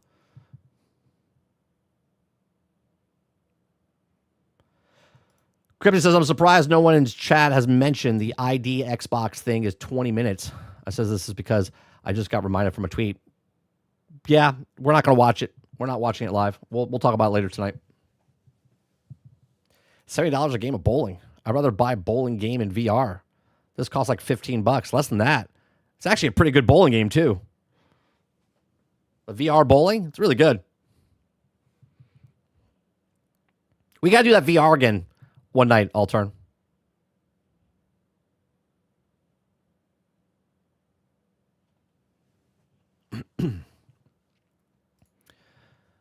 All right, it's 1:45. We'll be back tonight, 8 p.m. Eastern for GXG. Too much bowling in a bowling game. That's right. I can't believe the ball's round. It's too much violence against the pins. We'll be back tonight, 8 p.m. Eastern for Generation X Gaming, a weekly podcast that goes over a few of the top stories from the past week, and we rant along the way. Join me and Sarge tonight, right here on 30 NSG. You can watch it here, you can watch it after the fact, or you can also watch it over on Twitter as well, or X. Appreciate it very much. You guys have a great rest of your day, evening, or night, and I'll see you guys in the next one. Thanks for watching. Peace.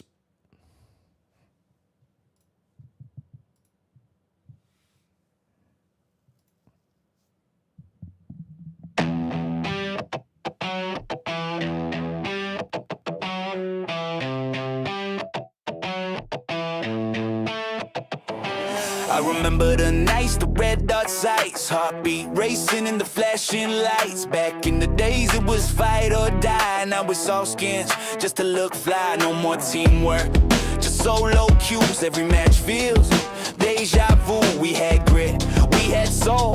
Now it's battle passes with no control. We used to drop in with purpose, now it's all surface. No heart in the fight, just noise in the furnace. They chase trends, forgot the roots, lost the boots. Now it's flashy suits.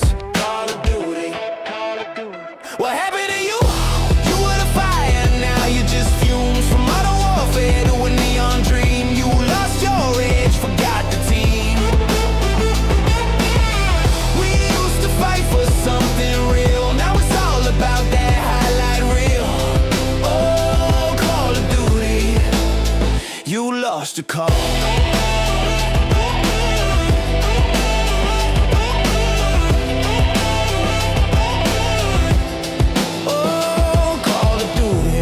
Remember, sir, search and destroy. Every round we'd hold our breath, boy. Now it's all flashing moves and noise. Microtransactions kill the joy. No more brothers on the same side. Just randoms and rage on the live mic. Skill-based match kills the vibe. I miss the days we just drop and ride. Go soap and price, had soul. Stories that cut right through the code. Now it's just operator sold. Another skin, another mold. Warzone's fine, but where's the heart? Feels like the end of what you start. Treyarch's Infinity, Sledgehammer 2. Who's gonna bring back the truth in you? Call of Duty. What happened to you?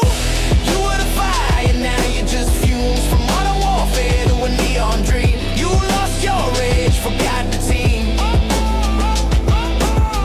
We used to fight for something real. Now it's all about that highlight reel.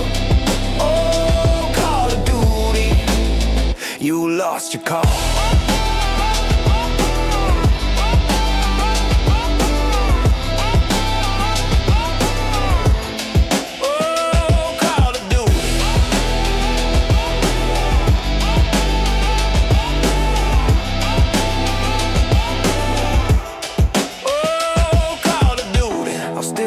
I still reload, but it ain't the same road we know. The legends fade, the heart's gone small. Call of Duty, you lost it all.